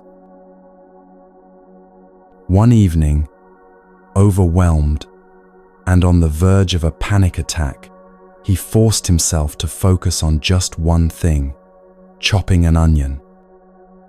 Not the 50 other things that needed to happen, not the tickets waiting, not the fear of falling behind. Just this onion, this knife, this cutting board. He noticed the weight of the knife in his hand, the smell of the onion as the blade cut through, the sound of the knife hitting the board. Tap, tap, tap. The way each slice fell away from the others, translucent layers catching the light. For those 2 minutes of chopping, the anxiety was still there in the background, but he wasn't drowning in it anymore, because his attention was here, on this simple, ordinary task. And when he finished the onion and moved to the next task, he brought that same quality of attention with him. This breath, this step, this moment. This is what the Buddha meant by present moment awareness, bringing your full attention to what's actually happening right now, rather than being lost in stories about the past or fears about the future. Anxiety, by its very nature, lives in the future. It's your mind time-traveling ahead, imagining what could go wrong, preparing for disasters that haven't happened and might never happen. What if I fail? What if they judge me? What if something terrible happens? All future, all imagined, all taking you away from the only moment you actually have, this one. Peace lives in now. Not because the present moment is always pleasant, it's not. But because right now, in this actual moment, you can only deal with what's actually here, not with the infinite possible futures your mind can generate. Marcus discovered something profound in those 2 minutes of chopping an onion. There's magic in the ordinary when you bring your full attention to it. Washing dishes can become a meditation when you feel the warm water on your hands. Notice the soap bubbles forming and popping. Hear the quiet sound of plates being cleaned. Walking can become a refuge when you feel each foot touching the ground.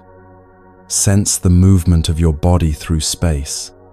Notice the air on your skin. Even breathing, something you do 20,000 times a day without thinking, becomes extraordinary when you bring awareness to it. Let's practice this together for just a moment. Bring your attention to your senses right now, to what's actually present, rather than what you're thinking about. What do you hear? Maybe there's the sound of these words. Maybe there's traffic outside, or silence, or the hum of a refrigerator, or birds, or wind. You don't need to analyze what you hear, or label it beyond simple recognition. Just let hearing happen and be aware of it. What physical sensations are present? Maybe there's the feeling of your body making contact with whatever you're sitting or lying on. Maybe there's warmth or coolness on your skin. Maybe there's tension somewhere, or ease somewhere else.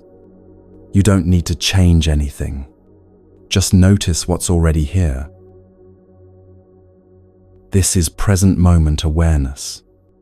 Nothing fancy, nothing mystical, nothing you don't already know how to do. Just being here, in your actual experience, rather than lost in the movie playing in your head about past or future. And here's what makes this so powerful. Presence is always available. No matter where you are, no matter what's happening, no matter how anxious or overwhelmed you feel, you can always come back to this breath, this step, this moment.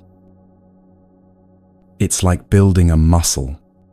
The first time you try to be present, your mind might wander every few seconds. That's not failure. That's normal. The practice isn't staying present forever. The practice is noticing you've wandered and coming back. Again and again and again, coming back.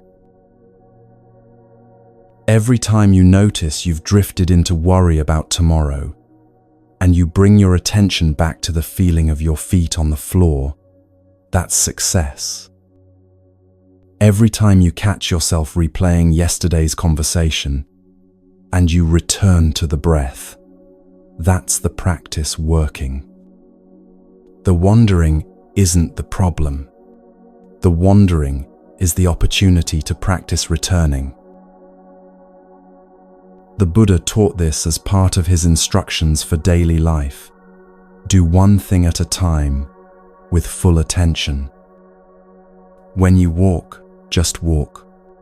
When you eat, just eat. When you wash your hands, just wash your hands. Not because multitasking is bad, or because you need to be perfectly present every moment, but because giving your full attention to what you're doing is a refuge, a rest, a return to sanity in a world that constantly pulls you in 1,000 directions. There was a parent named Sophia who felt constantly overwhelmed by everything she had to do. Work deadlines, kids' schedules, household tasks, emails piling up, phone calls to return, decisions to make. Her mind was always 3 steps ahead, trying to juggle it all, and she felt like she was failing at everything because she could never give anything her full attention. Then she tried something simple. When she was with her daughter at bedtime, she was just with her daughter. Not checking her phone, not mentally running through tomorrow's to-do list, not thinking about work, just reading the story, tucking in the covers, listening to the small voice, sharing the day's events. 10 minutes of full presence. And both Sophia and her daughter felt the difference. The time became nourishing rather than stressful, connecting rather than fragmenting. And paradoxically, by slowing down and being fully present for those 10 minutes, Sophia felt less overwhelmed overall, because she'd touched something real, something that fed her rather than depleting her. The cumulative effect of these small moments is profound. You don't need to be present for hours a day. Minutes of genuine presence add up to a calmer nervous system, a quieter mind, a life that feels more lived rather than just survived. One conscious breath while waiting at a red light. 30 seconds of really tasting your morning coffee instead of drinking it while doing 3 other things. 2 minutes of feeling water on your hands while washing dishes. These aren't wasted time. They're medicine. They're practice. They're moments of sanity in an often insane world.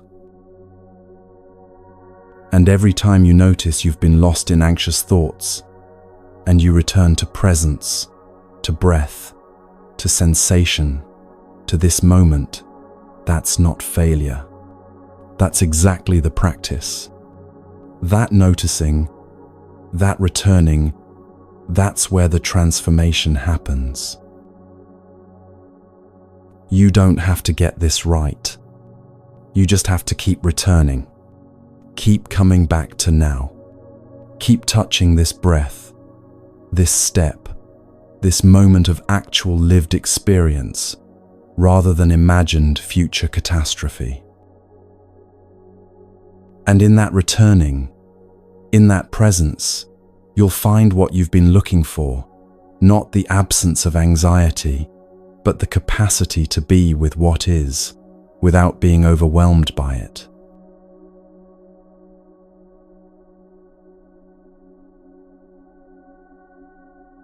There was a meditator named Daniel who had a breakthrough during a retreat. He'd been sitting with intense anxiety for days, watching it rise and fall, trying to be mindful of it, and one morning a question arose that changed everything. Whose anxiety is this? Not in a detached philosophical way, but as a genuine inquiry. Where exactly was this anxiety? Who was experiencing it? What was the I that claimed to have this anxiety? This question leads directly to one of the Buddha's most profound and liberating teachings, anatta, non-self. This is also the most confusing teaching for many people, so let's be very clear about what it means and what it doesn't mean. Anatta doesn't mean you don't exist. You're clearly here, reading or listening, having experiences, making choices. It doesn't mean you're nobody or nothing, or that you should stop caring about your life or other people. That's a misunderstanding that's caused a lot of confusion over the centuries. What anatta means is this: there's no fixed, permanent, separate, unchanging self at your core. What you call I or me is actually a collection of changing processes happening together: body, feelings, perceptions, mental formations, consciousness, but there's no solid, unchanging thing that all of these belong to. Think about it this way: where exactly is yourself? Is it in your body? But your body is constantly changing. Different cells, different atoms, different from moment to moment. Is it in your thoughts? But thoughts come and go, arise and pass, change constantly. Is it in your personality, your memories, your preferences? But all of these change over time too. So what exactly is this unchanging you that supposedly exists at the center of all this? The Buddha taught about the 5 aggregates, 5 categories of experience, that together create the sense of being a person, but none of which is actually a self. First is form, rupa, your physical body. This is where anxiety often shows up most dramatically: the racing heart, the tight chest, the shallow breathing, the tense shoulders. But the body is constantly changing, constantly in flux. The body you had 10 years ago is not the body you have now. The body you have now is not the body you'll have in 10 years. So which body is the real you? Second is Vedana, feeling tone. Not emotions exactly, but the basic quality of pleasant, unpleasant, or neutral that colors every experience. The anxiety itself has an unpleasant feeling tone. That's partly what makes it anxiety rather than excitement.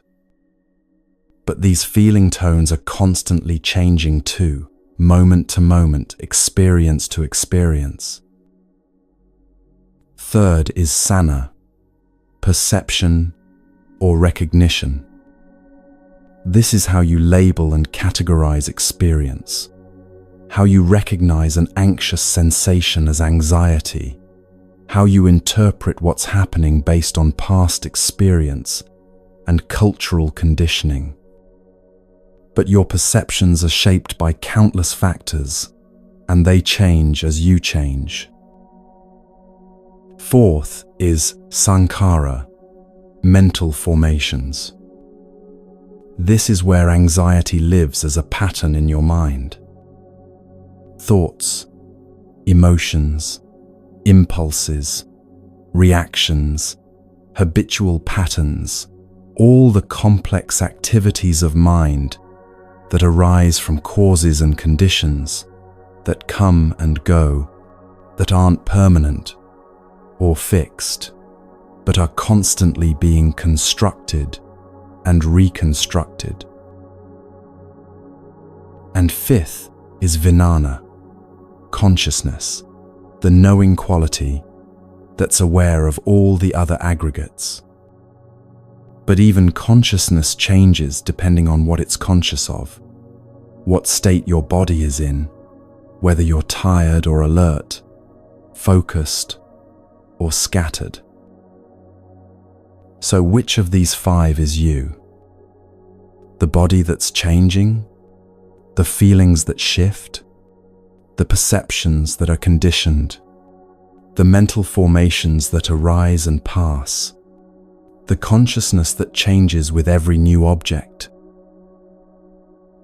In the Anattalakkhana Sutta, the Buddha's teaching on non-self, he goes through each aggregate and says, form is not self, feeling is not self, perception is not self, mental formations are not self, consciousness is not self. And then he asks, if these things were yourself, would you have such little control over them? Could you command your body never to age or get sick? Could you demand that only pleasant feelings arise and unpleasant ones never appear? Could you control your thoughts completely? Obviously not. So how can they be you if you don't control them? Now here's how this teaching relates directly to anxiety. Anxiety is a mental formation, one of the sankharas.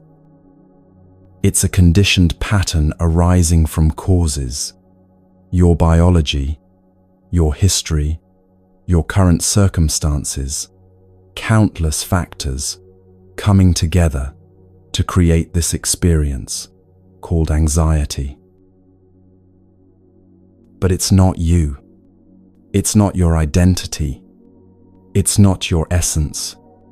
It's a visitor in the house of your awareness, a weather pattern passing through the sky of your being, a temporary configuration of mental and physical processes that will change because everything changes. There was a man named James who spent years saying, I am anxious, as if anxiety was his fundamental nature, his unchanging identity. Then he learned to say instead, I have anxiety, or even more accurately, anxiety is present. Do you feel the difference? I am anxious makes anxiety your identity. I have anxiety creates a little distance. You have it, like you have a headache or a cold, but you're not it. Anxiety is present, creates even more space. It's a condition arising, here for now, not permanent, not you. This isn't just playing with words.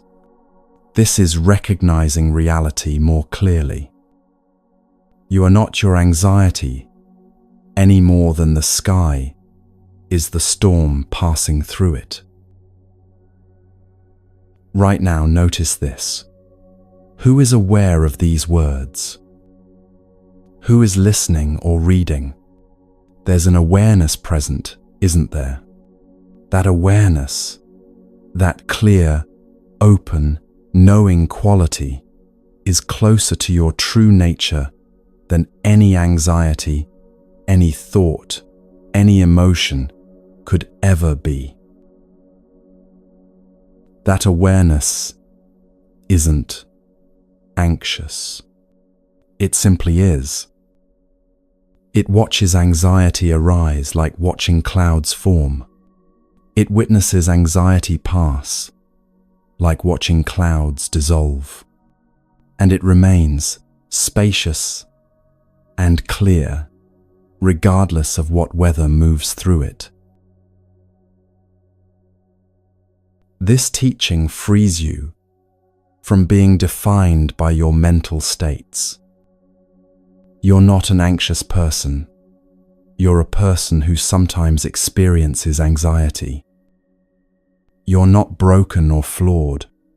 You're a human being with a nervous system responding to conditions.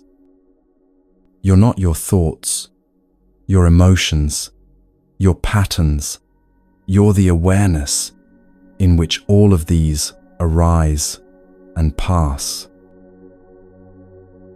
And in seeing this clearly, repeatedly, with patience and compassion, the identification with anxiety begins to loosen.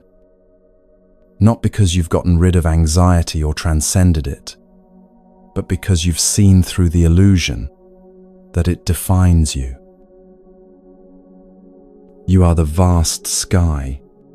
Anxiety is weather, and the sky is never damaged by any weather, no matter how fierce the storm. Now let's take these insights, this understanding of mindfulness, presence, and non-self, and bring them into actual practice, into the moments when anxiety arises and you need tools that work.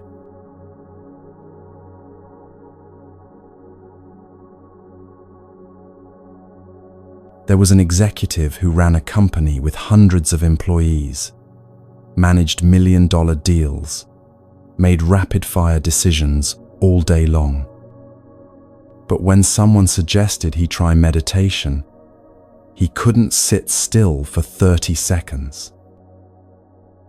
He'd sit down, close his eyes, and immediately his mind would flood with everything he needed to do: emails waiting, meetings to prepare for, problems to solve. His leg would start bouncing. His fingers would drum on his knee. He'd open his eyes after what felt like an eternity and check his watch. 20 seconds had passed. "I can't do this," he said. "My mind is too active.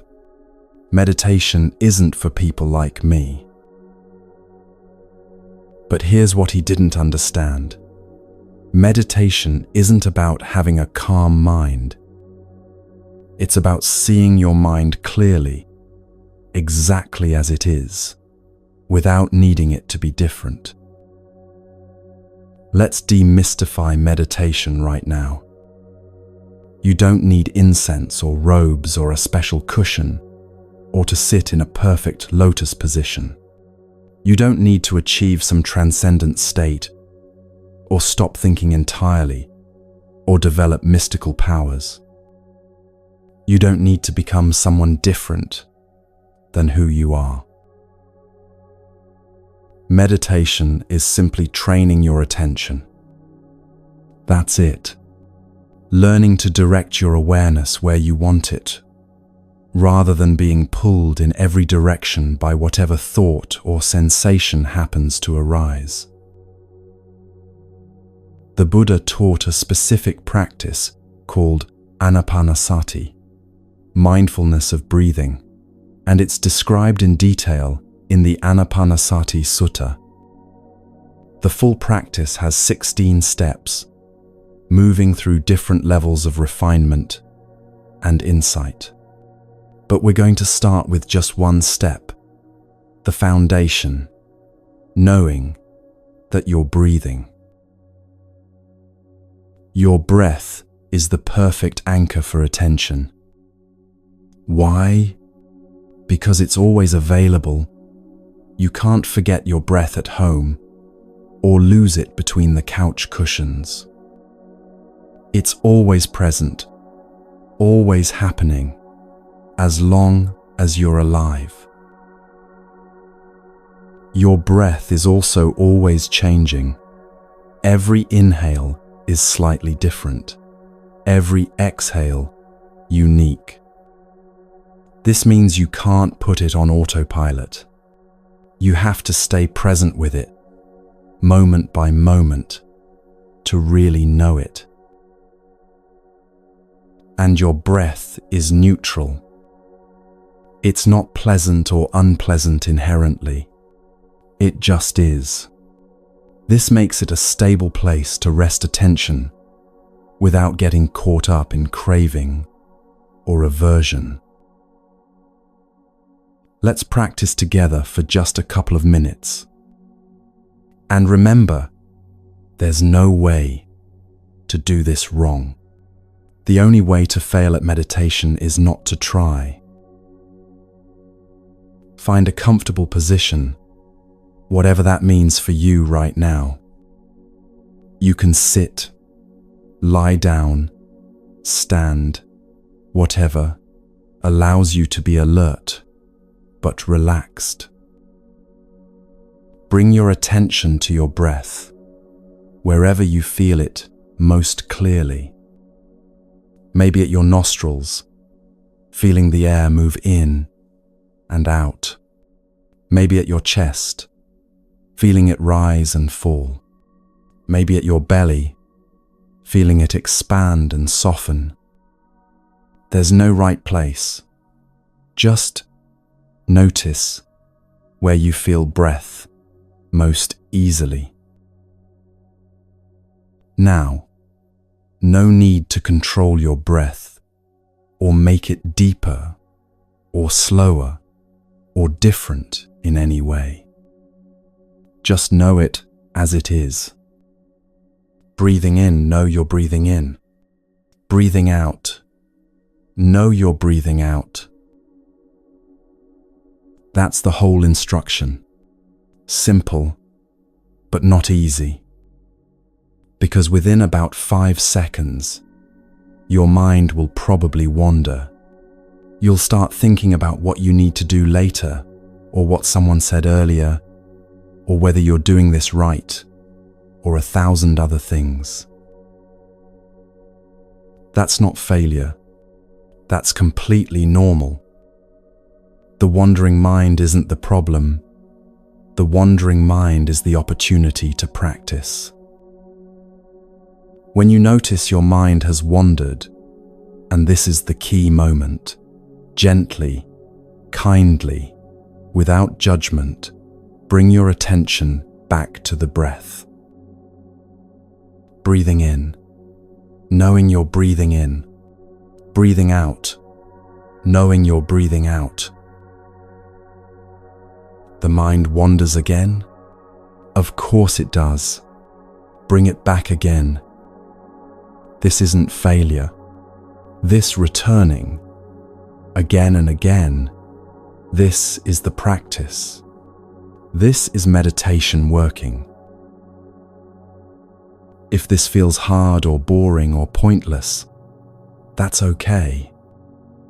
The executive felt all of those things. His mind told him this was a waste of time, that he should be doing something productive, that he wasn't cut out for this. Those are just thoughts. Notice them and return to the breath.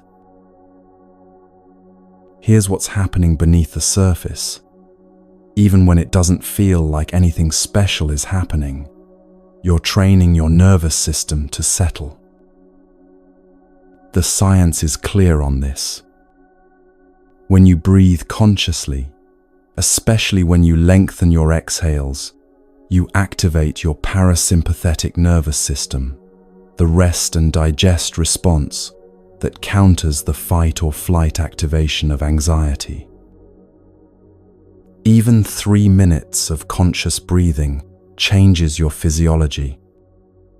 Heart rate slows, blood pressure drops, stress hormones decrease, the prefrontal cortex comes back online so you can think clearly instead of just react. There was someone in the middle of a panic attack, heart racing, chest tight, convinced Something terrible was about to happen. Everything in them wanted to fight the panic, run from it, make it stop. But they remembered 3 breaths, just 3 conscious breaths. Not trying to make the panic go away, just meeting this moment with awareness. 1 breath, feeling air move in, feeling air move out. The panic was still there, but they were present with it rather than lost in it. 2 breaths. The intensity was still high, but something had shifted. There was a tiny bit of space between them and the panic, a small witnessing awareness. 3 breaths. The panic was beginning to peak, and they knew from experience it would start to subside soon. They didn't have to fight it or fear it. They just had to breathe through it. This is the power of the breath as medicine. It's always available, and it works, even when nothing else does. Different moments call for different breath practices. When anxiety is activating your system, heart racing, thoughts speeding up, long exhales help. Breathe in for a count of 4, breathe out for a count of 6 or 8. The longer exhale signals safety to your nervous system. When your mind is very scattered, jumping from thought to thought, counting breaths helps. Count each exhale from 1 to 10, then start over. When you lose count, which you will, just start again at 1.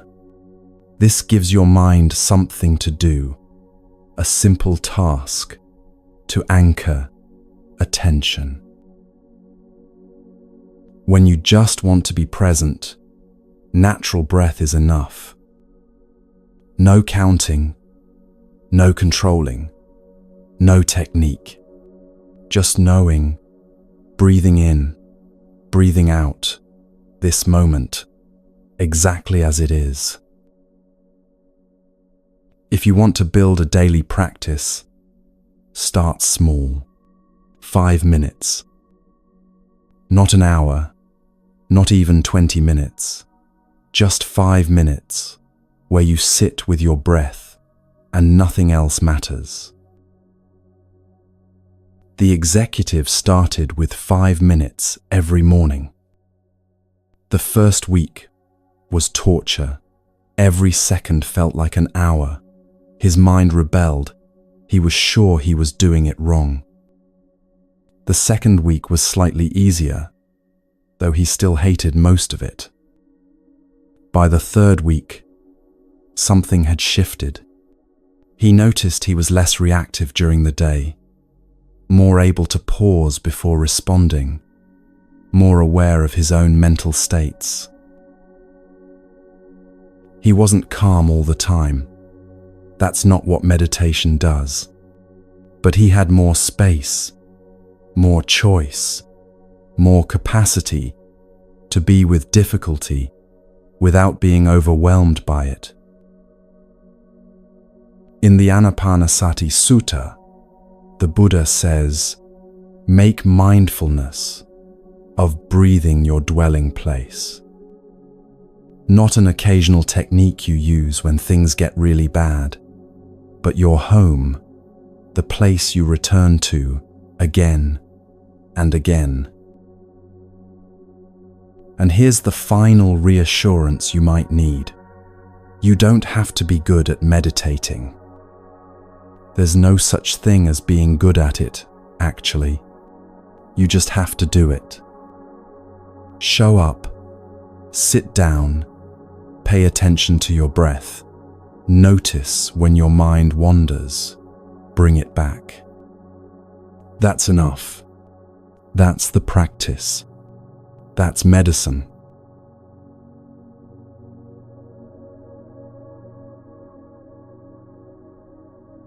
There was a teacher who carried her stress in her shoulders. By the end of each day, the tension was so tight it gave her headaches, made it hard to turn her neck, radiated down her back. She'd try to relax, hot baths, massage, stretching, and it would help temporarily, but the tension always returned because she never noticed it building until it was already severe. Then she learned something simple but transformative. She could check in with her body throughout the day, not waiting until the tension was unbearable, but noticing the early signs, the first tightening, the subtle signals her body was sending before they became screams. This is Kayagatasati, mindfulness of the body, and it's one of the Buddha's core teachings from the Satipatthana Sutta. The instruction is beautifully simple. Know the body as body. Not make the body relaxed or fix the body or change the body. Just know it. Be aware of it. Notice what's actually happening in your physical form right now. This matters for anxiety, because anxiety doesn't just live in your thoughts. It lives in your jaw clenched tight, your shoulders hiked up toward your ears, your stomach twisted in knots, your chest constricted, your heart racing, your breath shallow and high. Your body is an early warning system. It knows anxiety is building before your conscious mind recognizes it. The tension starts creeping in. The breathing gets shallower. The muscles begin to brace. All of this happens before the full-blown anxious thoughts arrive. If you learn to read your body's signals, you can work with anxiety in its early stages, rather than waiting until it's overwhelming.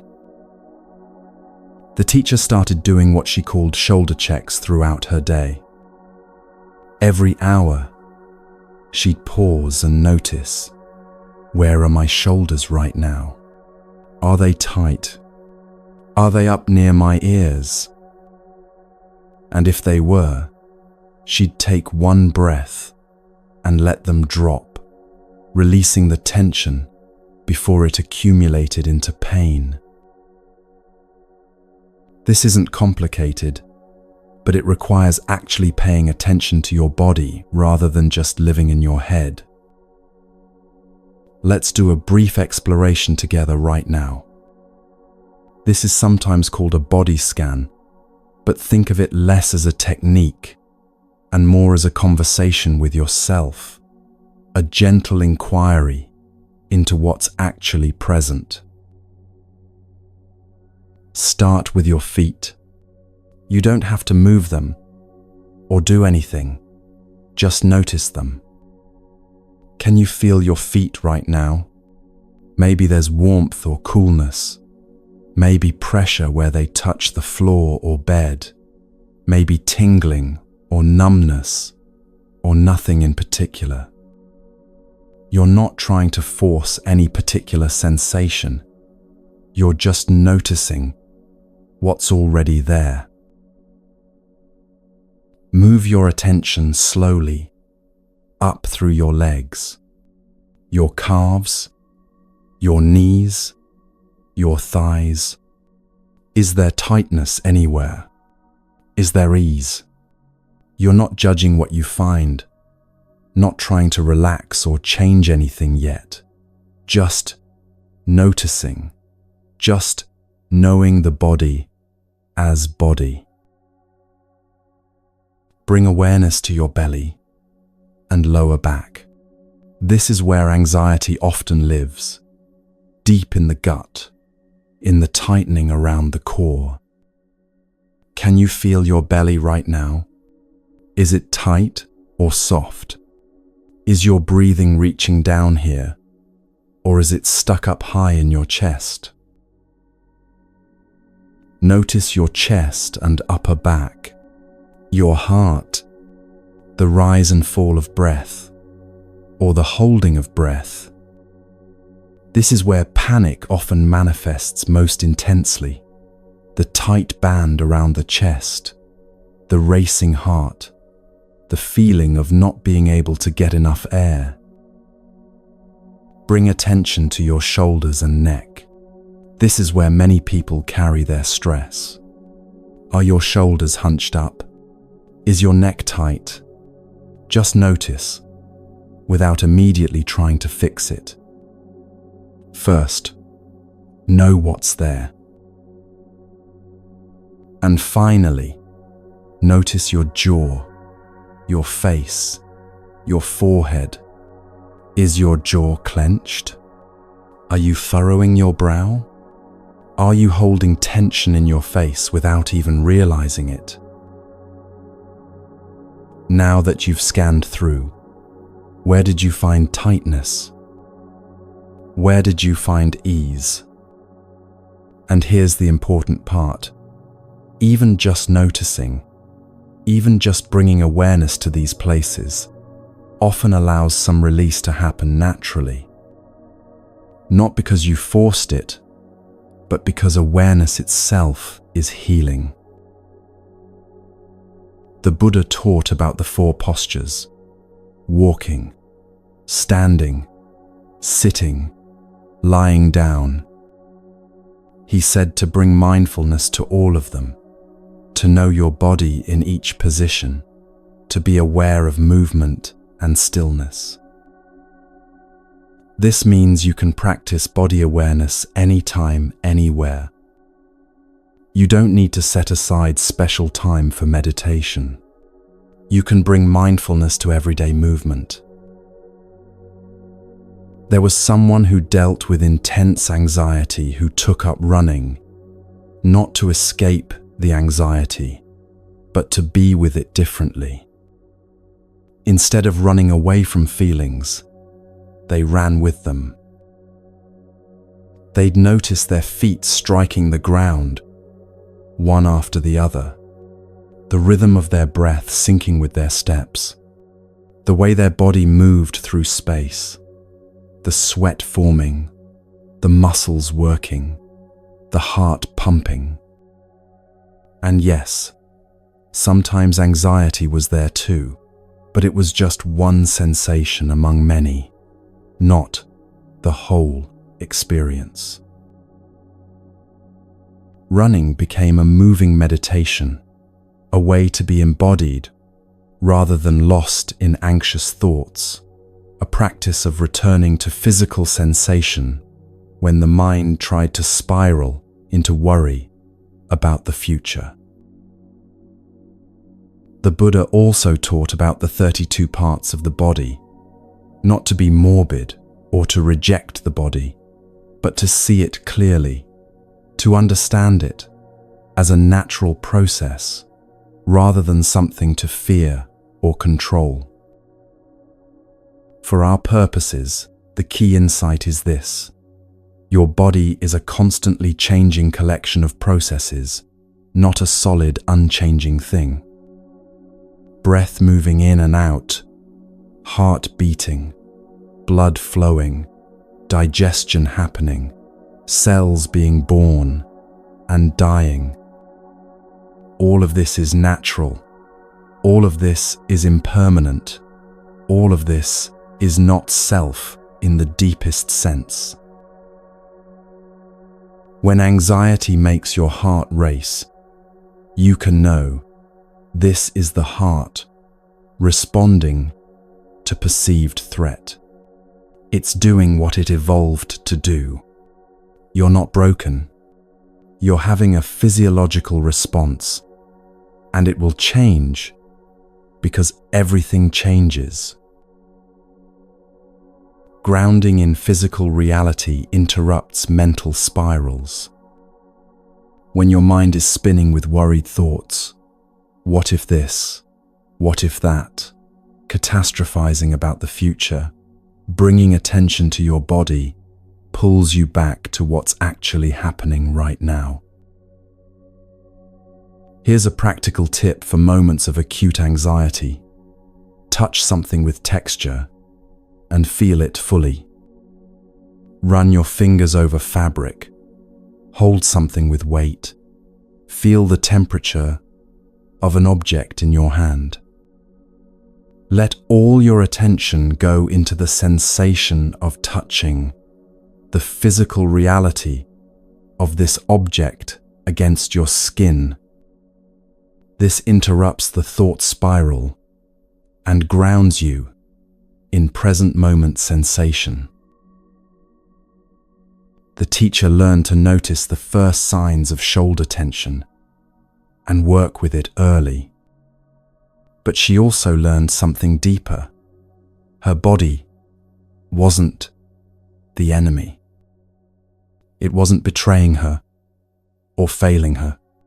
It was trying to protect her, responding to stress the only way it knew how, holding tension because it thought that would help her survive. Your body has been working so hard for you. It's been carrying your anxiety in its tissues, holding your stress in its muscles, trying to keep you safe, even when there's no actual danger. It deserves compassion, not criticism. When you notice tension, you can meet it with kindness. Thank you, body, for trying to protect me. I'm safe right now. You can relax. Not commanding or forcing, just offering the information. It's okay to soften now. This is Kaya Gata Sati, as a living practice, knowing your body with awareness and compassion, working with it rather than against it, recognizing its signals as information rather than as problems to fix, befriending the body that's been holding so much for so long. Your body is not the enemy. It's been working hard for you, doing its best to keep you safe in a world that often feels threatening. And now, through mindfulness, through gentle attention, through compassionate awareness, you can help it learn that it's okay to rest, okay to release, okay to be at ease.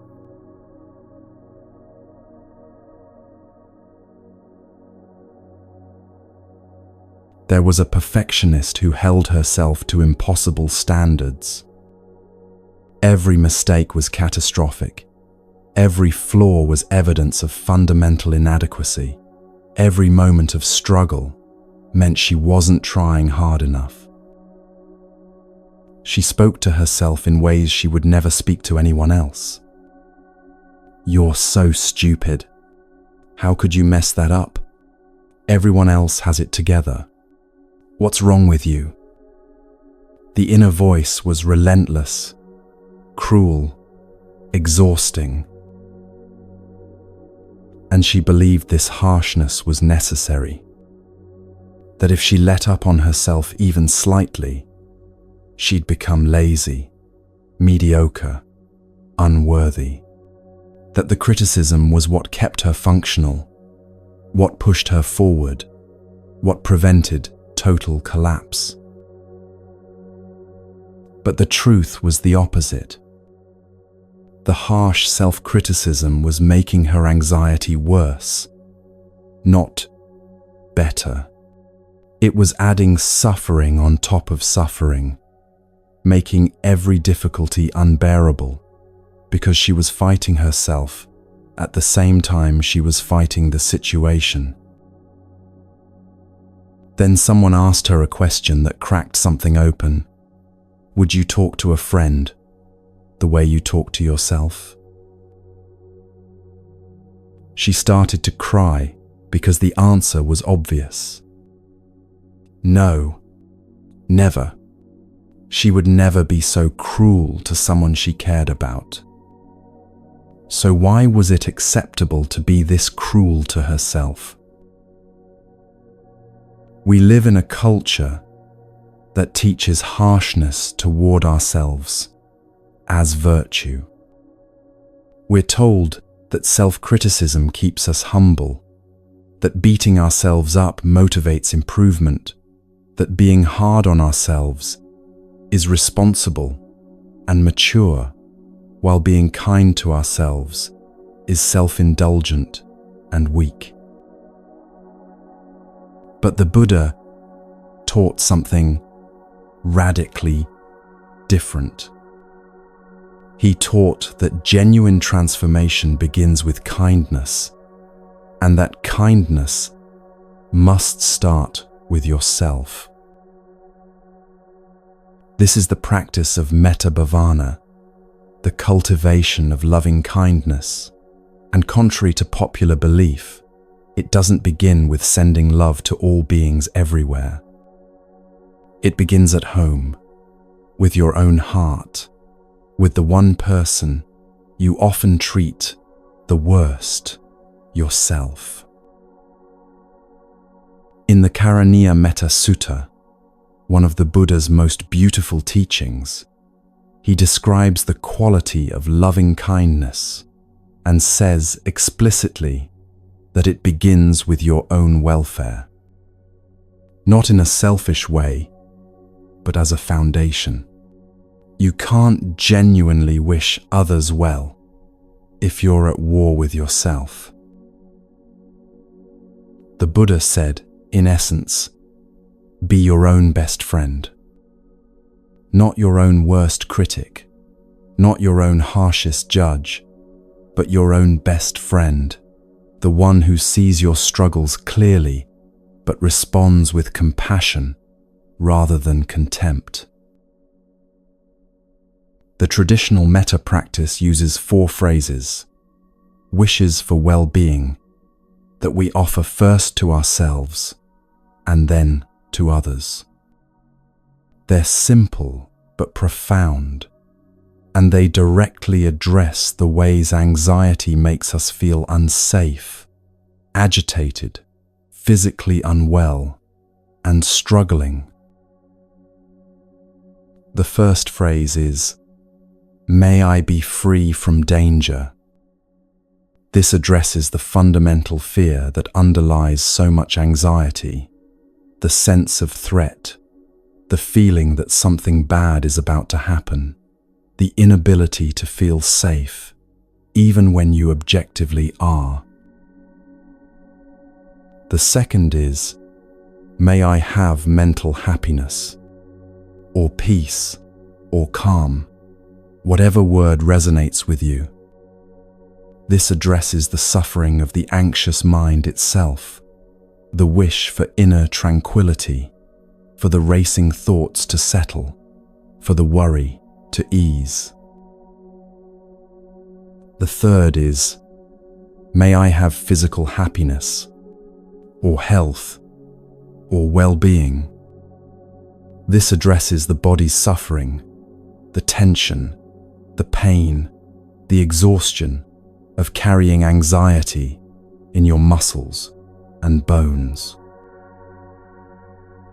And the fourth is, "May I live with ease."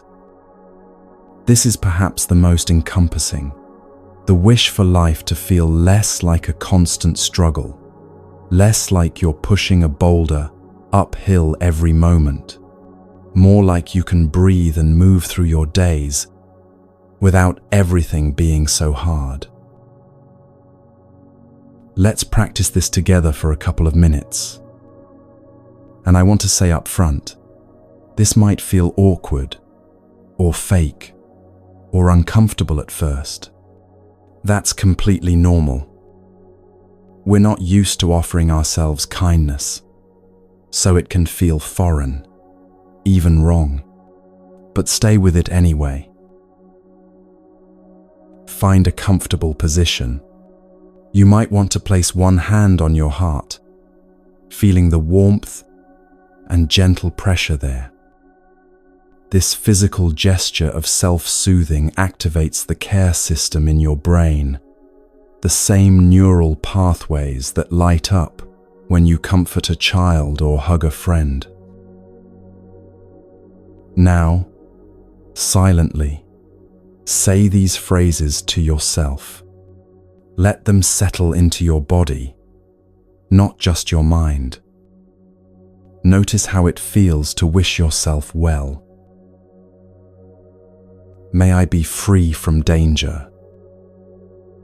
May I have mental happiness.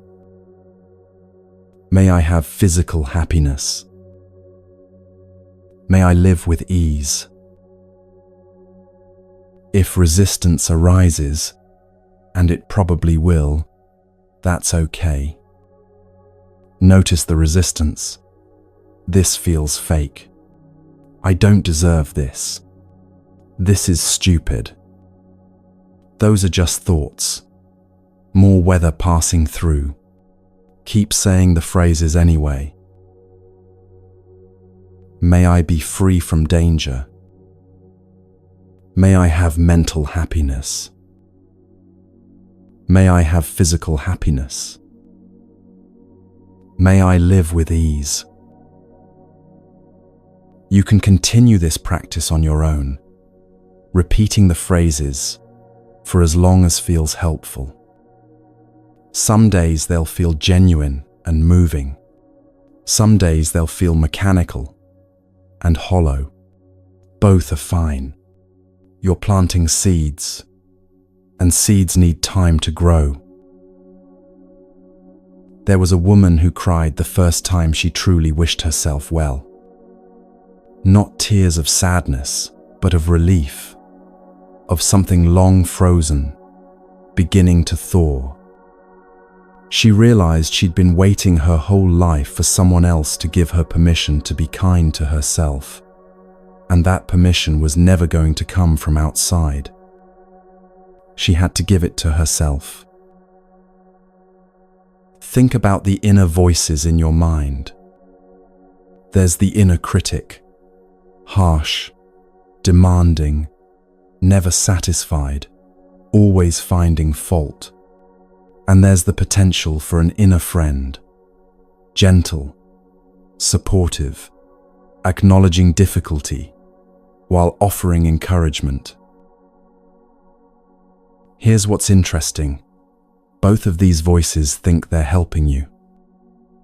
The critic believes that by being harsh, by pointing out every flaw and mistake, it's protecting you from failure and shame.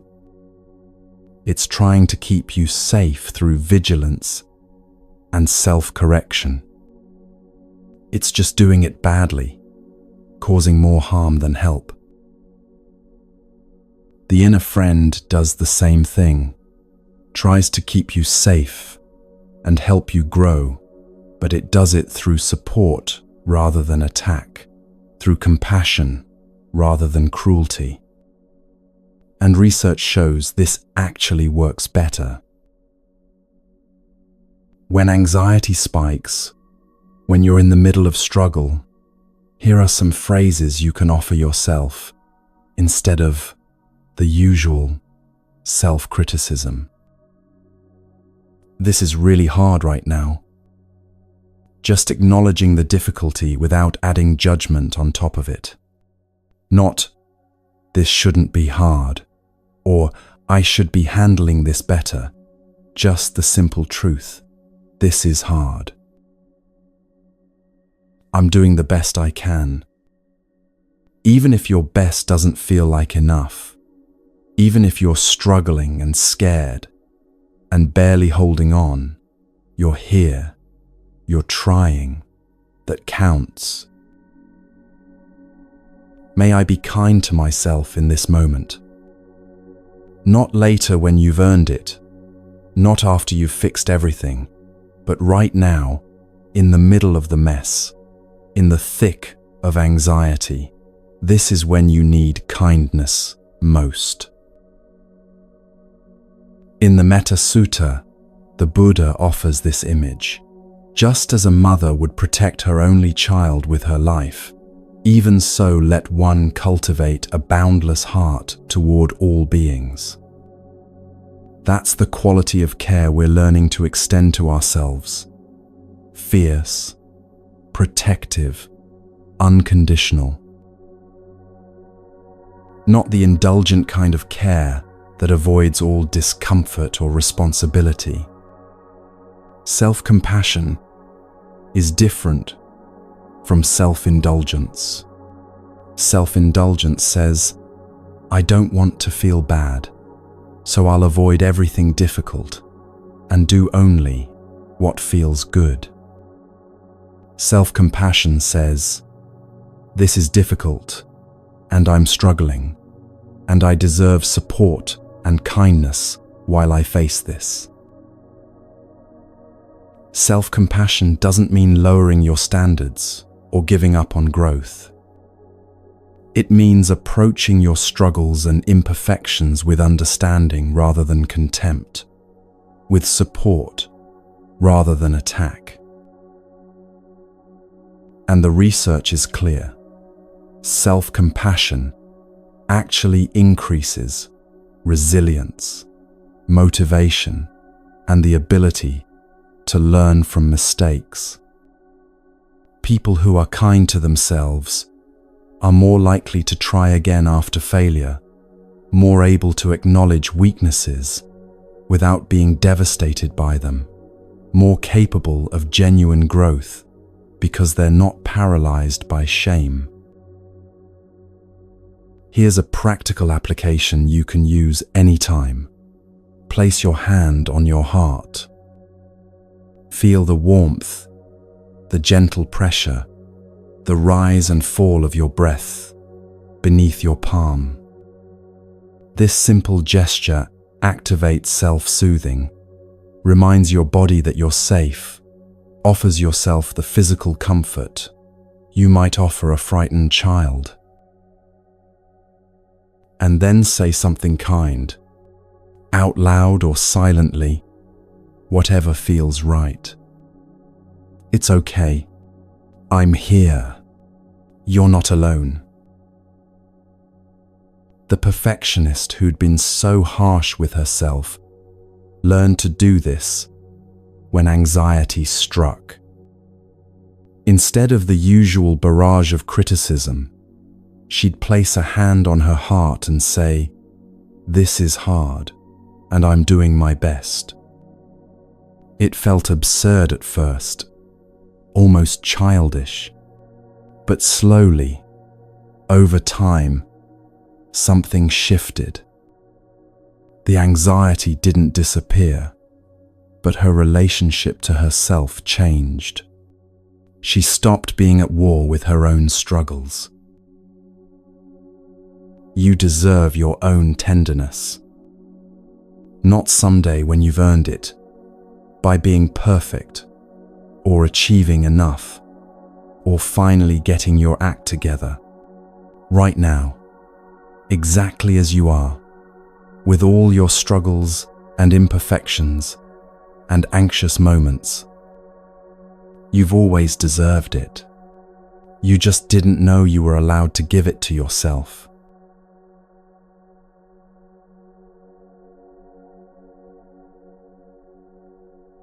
There was someone who went to a support group for anxiety, terrified to share, convinced their struggles were uniquely shameful and everyone else had it more together. They finally worked up the courage to speak. "I have panic attacks at the grocery store. I can't drive on highways anymore. I check my door locks compulsively. I'm a mess." And then something remarkable happened. Person after person responded, "Me too." That's exactly what I experience. I thought I was the only one. The relief was overwhelming. Not because misery loves company, but because isolation had been adding a whole extra layer of suffering to the anxiety itself. The belief, I'm uniquely broken, something is fundamentally wrong with me, that isn't wrong with everyone else. That belief is itself a form of suffering, and it dissolves in the face of me too. Everyone struggles. Not just people with diagnosed anxiety disorders, but everyone. The monks practicing meditation struggle with restless minds. Teachers struggle with doubt. Even the Buddha's own disciples struggled, got anxious, felt overwhelmed, made mistakes. Being human means struggling sometimes. That's not failure. That's the human condition. The Buddha taught extensively about dukkha, suffering, unsatisfactoriness, the pervasive difficulty of being alive in a changing, uncertain world. This wasn't pessimism. It was recognizing that struggle is universal, not personal. All beings experience this. You're not defective for finding life difficult sometimes. But we live in a culture of comparison and performance, where everyone presents their highlight reel while hiding their struggles. Social media shows you everyone's vacation photos and career achievements, not their 3 a.m. anxiety or the days they can barely get out of bed. So you compare your messy reality to everyone else's curated image and conclude you're uniquely failing. This isolation amplifies suffering exponentially. When you believe only I am this broken, anxiety becomes not just uncomfortable but shameful, proof of inadequacy, something to hide at all costs. The hiding itself requires enormous energy, creating more stress, more exhaustion, more anxiety about the anxiety. But the truth is, everyone you see is fighting a battle you know nothing about. The person who looks perfectly composed might be having a panic attack internally. The one who seems to have it all together might be barely holding on. The confident facade might be covering the same fears you have. Anxiety thrives in secrecy and shame. It tells you, don't tell anyone. They won't understand. They'll think you're weak. And as long as you believe that, as long as you hide and isolate, the anxiety has more power. There was someone who had panic attacks for years without telling anyone, not even his wife. He'd make excuses to leave situations, avoid places that might trigger panic, manage the whole thing alone because he was terrified of being seen as weak or broken. The night he finally told her, shaking and ashamed, she held him and said, "I know. I could tell something was wrong. I'm so glad you told me. You don't have to carry this alone anymore." And something lifted. Not the anxiety itself, that didn't magically disappear, but the isolation, the shame, the exhausting effort of hiding. He had an ally now, someone who understood, someone who could help.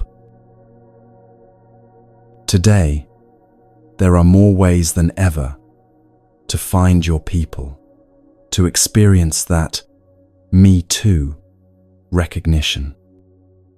Online communities where people share their struggles openly. Support groups, both in person and virtual. Meditation circles and practice communities. Sanghas in the Buddhist tradition, where people come together not to be perfect, but to practice together, to support each other's path.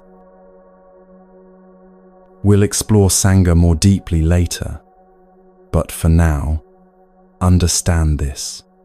You're not meant to do this alone. The Buddha himself emphasized community as essential, not optional. We need each other, not just for practical support, but for the fundamental recognition that we're all in this together. It takes courage to be seen in your struggle. To say, "I'm not okay right now," when everyone else seems to be performing okayness. To admit vulnerability when strength is what's expected.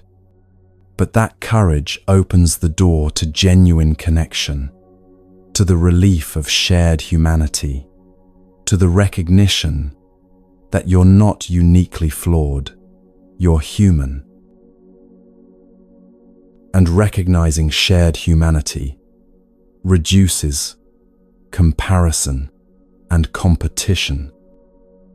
When you realize everyone struggles, you stop measuring yourself against impossible standards. Stop feeling like you need to prove your worth through perfection. Stop seeing others' struggles as threatening or your own as shameful. Right now, as you listen to this, you're connected with millions of others who have sought help for anxiety, who have felt this same fear and exhaustion and desperate hope for relief. You're not alone in this moment. You've never been alone, even when it felt that way. And here's a practice you can begin today. When you hear someone else share their pain or struggle, respond with, "Me too," if not out loud, then in your heart. Not to make it about you, but to recognize the shared thread of human difficulty, to acknowledge that their struggle touches something you understand. This builds the muscle of compassion and recognition that we're all walking each other home. These practices of self-compassion and recognizing common humanity aren't meant to stay on the meditation cushion. They're meant to come with you into your actual life, into the moments when anxiety spikes and you need something real to hold on to, into the daily struggles where you most need to remember you deserve kindness and you're not alone.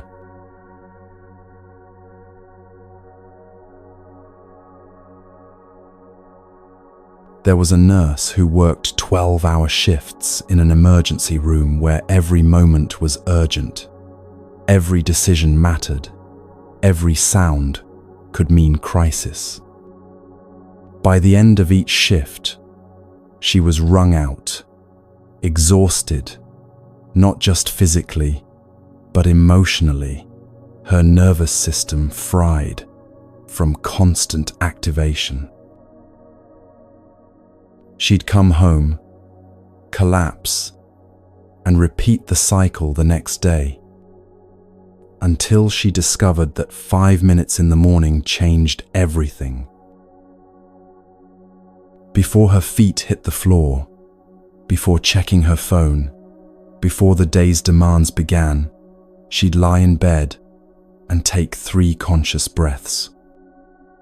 Just 3, feeling the inhale, feeling the exhale, arriving in her body before the world pulled her away. Then she'd set an intention for the day. Not a goal or a to-do list, but a quality she wanted to bring to whatever arose. Today, may I meet difficulty with kindness. Or may I remember to pause before reacting. Simple, achievable, grounding. This is Sama Sankappa, right intention, one of the steps of the Noble Eightfold Path. The Buddha taught 3 kinds of wholesome intention that transform how we meet the day. First is renunciation, which doesn't mean rejecting life, but releasing the grasping, the constant reaching for more or different, the addiction to control. Second is goodwill, the wish for well-being for yourself and others, the choice to approach rather than attack. Third is harmlessness, the commitment to non-violence toward yourself and others, even in thought. The nurse would ask herself each morning, what do I need to let go of today? How can I bring kindness to my work? How can I be gentle with myself when things get hard? These questions set a tone that lasted through the chaos of her shifts. Mornings matter because they're the foundation. How you begin shapes what follows. If you start reactive, grabbing your phone, scrolling through problems, launching immediately into stress, your nervous system never gets a chance to ground itself.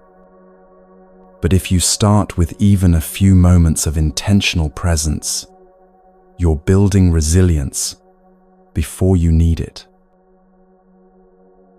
You don't need an hour of meditation. You need 3 minutes of presence. 3 conscious breaths while still in bed. 1 minute of gratitude, noticing 3 things you're grateful for before your feet touch the floor. 30 seconds of metta, wishing yourself well for the day ahead. There was a father who couldn't find time for formal meditation, but he found 2 minutes. Every day when he arrived home from work, before going inside to the demands of family life, he'd sit in his car for exactly 2 minutes. Just breathing, transitioning, letting work energy settle before becoming dad energy. Those 2 minutes made him more patient, more present, more able to meet his children with the attention they deserved. Micro practices fit real life. The conscious first sip of coffee, actually tasting it, instead of drinking while doing 3 other things. Stretching with awareness, feeling your body wake up rather than rushing through movements mechanically. Taking 1 full breath before checking your phone. The Buddha taught about starting the day mindfully, bringing awareness to the first moments of waking, the transition from sleep to activity. Not as a grand spiritual practice, but as simple acknowledgement. I'm alive. This is a new day. I have this moment. Put a reminder by your bed. A note that says, breathe, or begin with kindness. Something to interrupt the automatic reaching for your phone, the immediate diving into worry about everything you have to do. The cumulative effect is profound. Days that begin with intention tend to unfold differently than days that begin with reaction. Not perfectly, not without difficulty, but with more capacity to meet what comes rather than being overwhelmed by it. Once the day begins, most of us are swept along in its current tasks, deadlines, interactions, demands coming faster than we can process. This is when micro moments of peace become medicine. There was someone working in a law firm where every minute was billable, where taking a break felt impossible, where the pressure was relentless. They started taking what they called bathroom breaks, not actually needing the bathroom, but using those 2 minutes to reset. Close the stall door, take 3 conscious breaths, feel their feet on the ground, return to presence before diving back into the chaos. This is Samma Sati, right mindfulness, woven into ordinary moments. You don't need to retreat to a monastery. You need to use the moments you already have. Every red light is a bell of mindfulness. Instead of using those seconds to check your phone or fume about traffic, take 1 conscious breath. Feel your hands on the wheel. Notice the world around you. Let the red light be a gift of pause rather than an irritation. Every doorway is an opportunity to reset.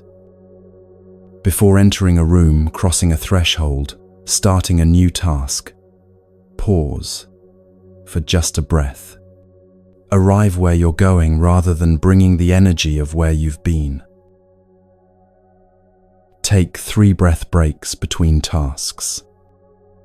Finished an email? 3 breaths before the next one. Completed a phone call? 3 breaths before moving on. These tiny pauses prevent the buildup of accumulated stress, keep you from running on empty until you crash. Use technology as reminder rather than distraction. Set phone alarms for hourly check-ins. Are you breathing? Put sticky notes on your computer. Pause. One developer added comments throughout their code that just said, breathe. Reminders woven into the work itself. Practice mindful transitions. Before meetings, take 3 conscious breaths. Before meals, pause to notice you're about to eat rather than shoveling food while working. Before difficult conversations, ground in your body so you can respond rather than react. 10 seconds can shift your nervous system. That's not hyperbole. 10 seconds of dropping your shoulders, softening your jaw, taking a full breath. This activates the parasympathetic response, interrupts the stress cycle, brings you back to your body. Peace is built in seconds, not hours. You don't need extended meditation retreats to change your relationship with anxiety. You need moments scattered through your day where you remember to come home to yourself. Walking meditation can happen in hallways, not just on retreat. Feel each foot touch the ground as you move from one room to another. Notice the sensation of movement, the rhythm of steps, the body in space. Transform transit time into practice time. Eating meditation can be 1 bite, not the whole meal. 1 bite where you actually taste the food, feel the texture, notice the flavors instead of eating on autopilot while scrolling or working or worrying. Listening meditation transforms conversations. Instead of planning what you'll say next while someone speaks, actually listen. Be present with their words, their tone, their presence. This isn't just good practice. It's connection, the antidote to the isolation that feeds anxiety.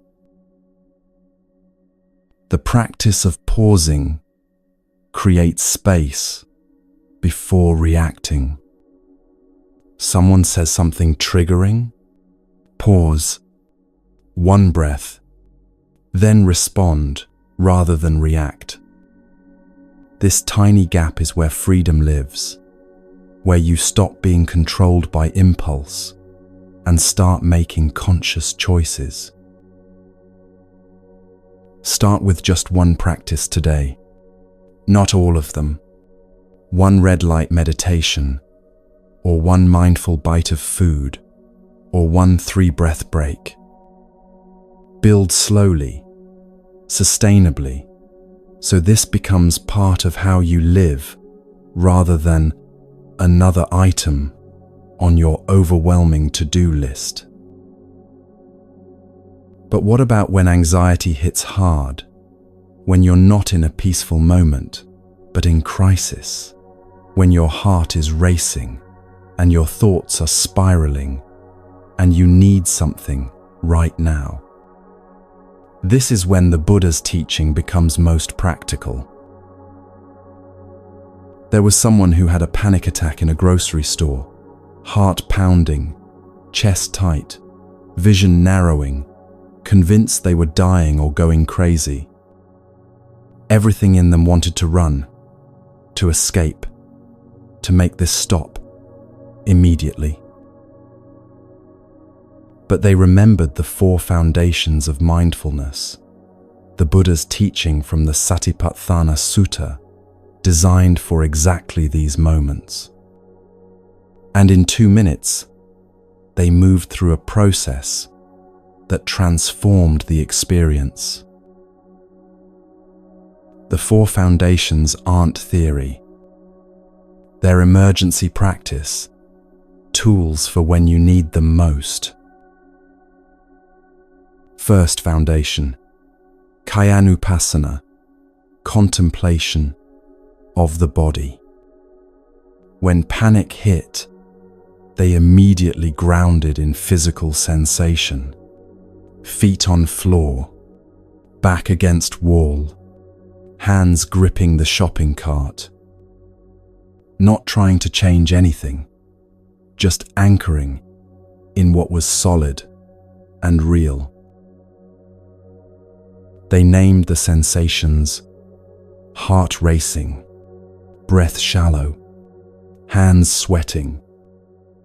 Naming creates distance, turns overwhelming sensation into observable phenomenon. Second foundation, Vedananupassana, contemplation of feeling tone. They noticed, this experience is unpleasant. Not I'm bad, not something's wrong with me, just unpleasant feeling tone present. This removed the layer of judgment that often makes panic unbearable. Third foundation, Cittanupassana, contemplation of mind states. They recognized anxious mind present, panic mind present. Not I am panicking, but panic is present in the mind. This is the shift from identification to observation, from being the storm to being the sky watching the storm. Fourth foundation, Dhammanupassana, contemplation of mental phenomena. They saw restlessness and worry, the 5th hindrance, operating in real time. They remembered, this is conditioned, not permanent. This arose from causes, and it will pass when conditions change. Already, just in recognizing this, something was shifting. 2 minutes. The panic was still there, but they weren't fighting it anymore. They'd moved through the 4 foundations, and while the panic hadn't disappeared, they weren't drowning in it. They could breathe, they could function, They could even finish their shopping. This is different from coping strategies that just try to suppress symptoms. This is transformation, changing your relationship to the experience rather than trying to force the experience to change. You can't stop the wave, but you can learn to surf it. The wave of panic, of anxiety, of difficult emotion, it's going to come. Fighting it just exhausts you and often makes it worse. But meeting it with awareness, moving through these 4 foundations, you stay upright while the wave moves through. There's a modern acronym that captures this well. RAIN. Recognize what's happening. Allow it to be here, without fighting. Investigate with curiosity and kindness. Nurture yourself through it. These steps mirror the 4 foundations, translating ancient wisdom into accessible modern language. You don't have to do this perfectly. In the middle of a panic attack, you might only remember to do one foundation or part of one. That's enough. Any awareness helps. Any moment of remembering to observe rather than be overwhelmed, that's the practice working. When the day finally ends, how you close, it matters as much as how you began it. There was a parent who would lie in bed at night, mind racing through everything that went wrong, everything left undone, everything to worry about tomorrow. Sleep became impossible because they couldn't stop replaying and rehearsing. They learned a simple practice, releasing the day. 10 minutes before sleep, they'd do a gentle review, not judgment, just witnessing. How did I show up today? Where did I act in alignment with my values? Where did I struggle? What can I learn? This is reflection on sila, ethical conduct, that the Buddha taught. Not to beat yourself up over mistakes, but to learn, to notice patterns, to strengthen your capacity to act wisely. What went well today? Maybe you paused before reacting once. Maybe you were kind to yourself in a difficult moment. Maybe you took 3 conscious breaths when anxiety spiked. These small victories deserve recognition. Where did you struggle? What triggered anxiety? When did you react instead of respond? Not dwelling in shame, just noticing so you can bring more awareness next time. Practice forgiveness before sleep. For yourself, for the ways you fell short, for the moments you forgot, for being human and imperfect. For others, for the ways they hurt or disappointed you, releasing grudges before you carry them into tomorrow. The Buddha taught about letting go before sleep, about not carrying the day's burdens into rest. You can literally visualize setting down tomorrow's worries.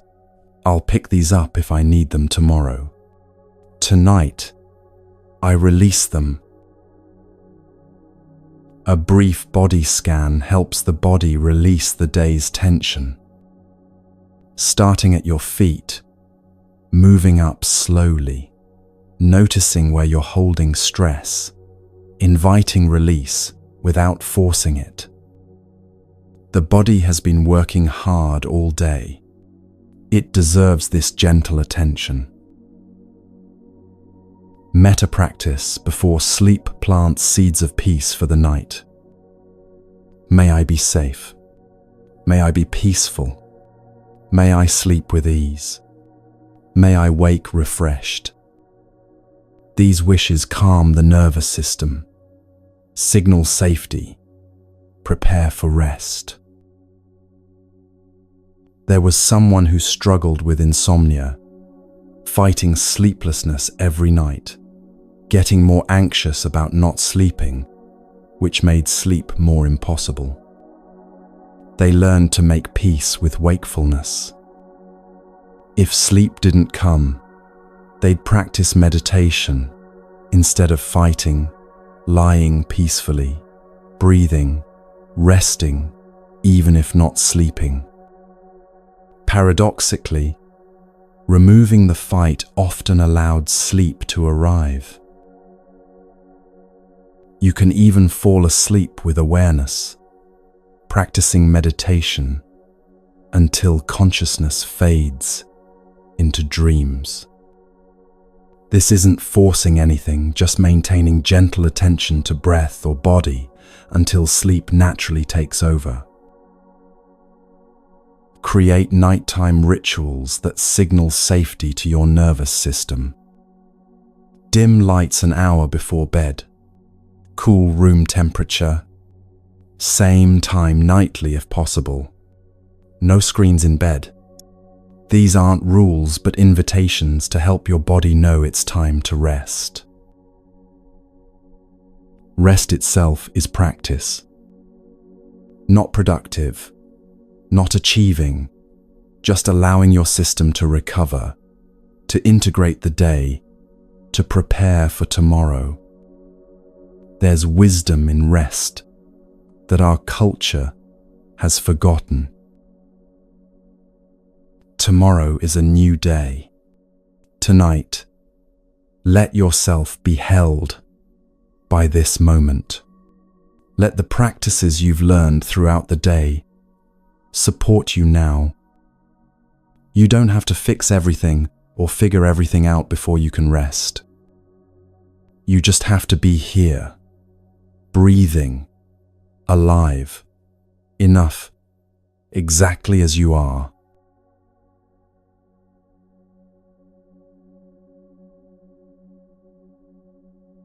There was a student who started meditation with high hopes, practiced daily for 2 weeks, then missed a day, then 2, then a week. When they tried again, it felt harder than ever, and they thought, I've failed at this, too. This is where most people give up, believing progress should be linear, that once you start getting better, you keep getting better in a straight line, upward. But the path isn't a straight line. It's a spiral. You circle back to the same struggles, but each time with more understanding, greater capacity. Anxiety will return, sometimes with force, sometimes after weeks of feeling steady. This isn't failure. This is being human. This is where samavayama, right effort, becomes essential. The Buddha taught 4 components: prevent unwholesome states from arising through wise preparation, abandon unwholesome states that have arisen by meeting them with awareness, cultivate wholesome states through daily practice, and maintain wholesome states through consistency. But this is not striving or forcing. The Buddha compared it to tuning a lute. If the strings are too tight, they break. Too loose, they won't play. The music comes from finding the middle way between pushing too hard and giving up entirely. Even advanced practitioners have difficult days. Monks who've meditated for decades still experience restlessness and doubt. The difference is they don't make it mean something's wrong. They just meet it and continue. There's a story of a disciple who came to the Buddha 7 times, each time having fallen away from practice, each time ashamed. 7 times the Buddha welcomed him back. The falling and rising, the Buddha said, this is the path. Every moment is a new beginning. You haven't ruined anything by missing practice or experiencing intense anxiety after a period of peace. You can begin again right now with this breath. 1 breath is enough to start over. Transformation happens slowly, then suddenly, you practice without seeing much change. And then one day, you realize anxiety doesn't overwhelm you the way it used to, that something fundamental has shifted. But you don't have to do this alone. There was someone who practiced in isolation for years, convinced they had to figure this out by themselves. Then they found a weekly meditation group, and everything changed, not because the group gave magical solutions, but because they realized they weren't alone. The Buddha taught that Sangha, community, is one of the 3 jewels of practice, alongside the Buddha and the Dhamma. Not optional, but essential. In the Upada Sutta, when a disciple says friendship is half the holy life, the Buddha replies, not so. This is the entire holy life. Good friendship, good companionship.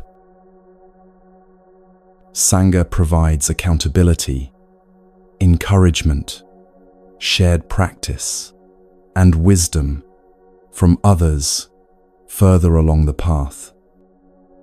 The Buddha called these Kalyana Mitra, spiritual friends who support your growth. Today, Sangha takes many forms: local meditation groups, Buddhist centers, online communities, practice apps, or one good friend who practices. Even therapy can be part of Sangha when working with trauma or clinical anxiety. Take 1 step toward connection this week. Attend 1 group, reach out to 1 person, join 1 online community. And know this: supporting others deepens your own practice through a beautiful feedback loop of giving and receiving. You're not meant to carry this alone. You're meant to walk alongside others, to remember, through each other's presence, that we're all finding our way together. There was someone who practiced consistently for a year, and when they looked back, they realized everything had changed, not dramatically, but profoundly. Let's be honest about what changes and what doesn't. What changes? Anxiety still visits, but doesn't move in or take over. You notice it sooner, respond rather than react. Recovery time gets faster. There's more space between stimulus and response. Moments of genuine peace increase. Relationships deepen because you're more present.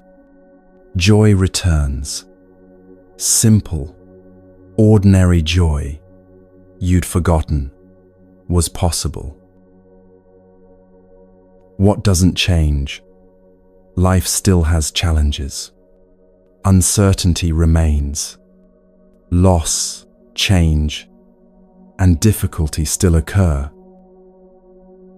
The crucial difference is your relationship with difficulty transforms.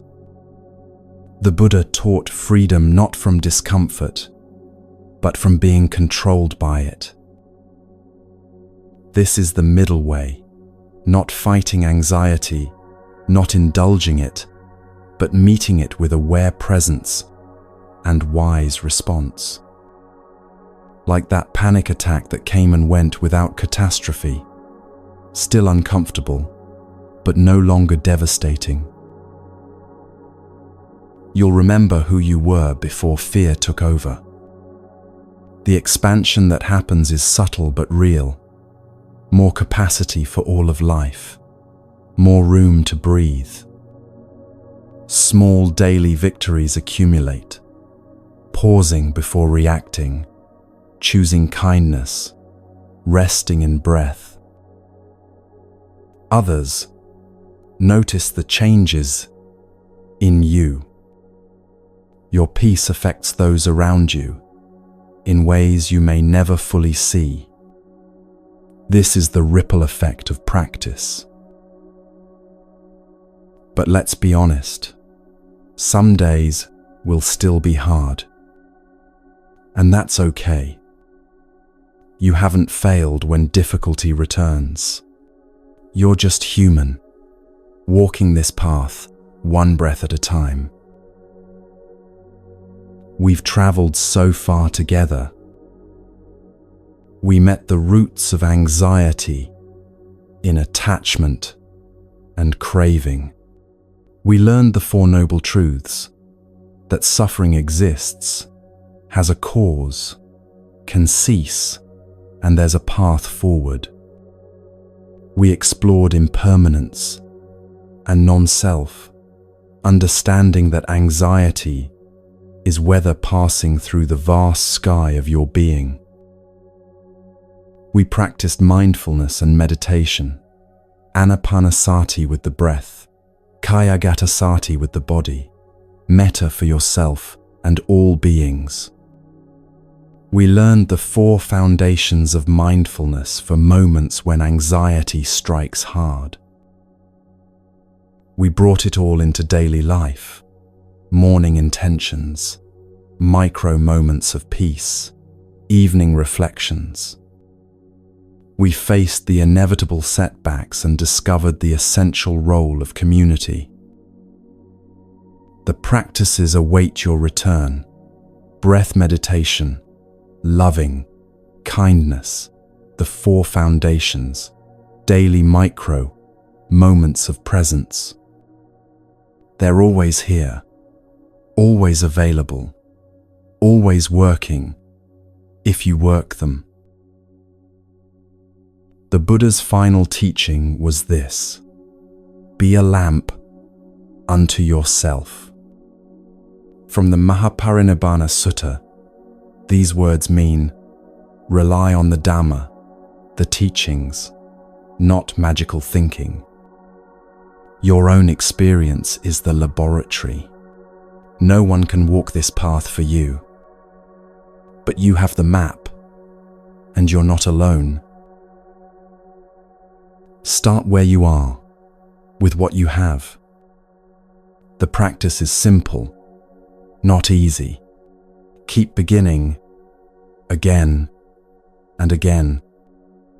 Transformation doesn't come through one perfect practice, but through returning, repeatedly, imperfectly, with compassion.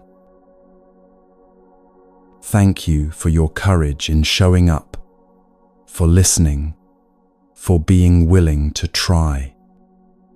If this resonated, leave a comment about where you're listening from. Share one insight that landed for you. We're building a community of practice, and your presence matters. You don't need to be different tomorrow.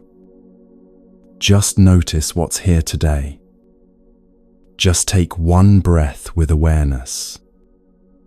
That's enough. You're enough. As the Buddha said in the Dhammapada, no one saves us but ourselves. No one can and no one may. We ourselves must walk the path. But walking doesn't mean walking alone. Until we meet again, may you be at peace. May you be free from suffering. May you know your own goodness. If you'd like, stay with me for a few more minutes as we rest together. Find a comfortable position. You can lie down, close your eyes, or simply rest where you are. There's nowhere you need to go, nothing you need to do. Bring your awareness to your body, starting at the crown of your head. Notice any sensations there: warmth, coolness, tingling, or nothing particular. No need to change anything, just notice. Let your awareness move slowly down through your face, your jaw, your neck. Soften any tension you find. Soften your shoulders, your arms, your hands. Notice your chest rising and falling with breath. Your belly soft, your back supported, your hips, your legs, your feet resting. All you've learned today is now part of you. Seeds have been planted. They'll grow in their own time, in their own way. Imagine roots growing down from your body, connecting you to the earth, to stability, to support. Imagine peace settling into your bones, into your cells, becoming part of you. Now silently offer these wishes. May I be free from danger. May I have mental happiness. May I have physical happiness. May I live with ease. And extending outward, may all beings be free from anxiety. May all beings know peace. Acknowledge the courage it took to be here, to listen, to practice, to keep trying, even when it's hard. You showed up. That matters more than you know. There's nothing to do now, nowhere to go. Just rest in this moment, in this breath, in the peace that's always been here beneath the anxiety, waiting for you to remember it. Gratitude for your own heart, for your own persistence, for your willingness to begin again. When you're ready, no rush, you can open your eyes, return to your day, carrying this peace with you. May all beings be free from anxiety. May all beings know peace.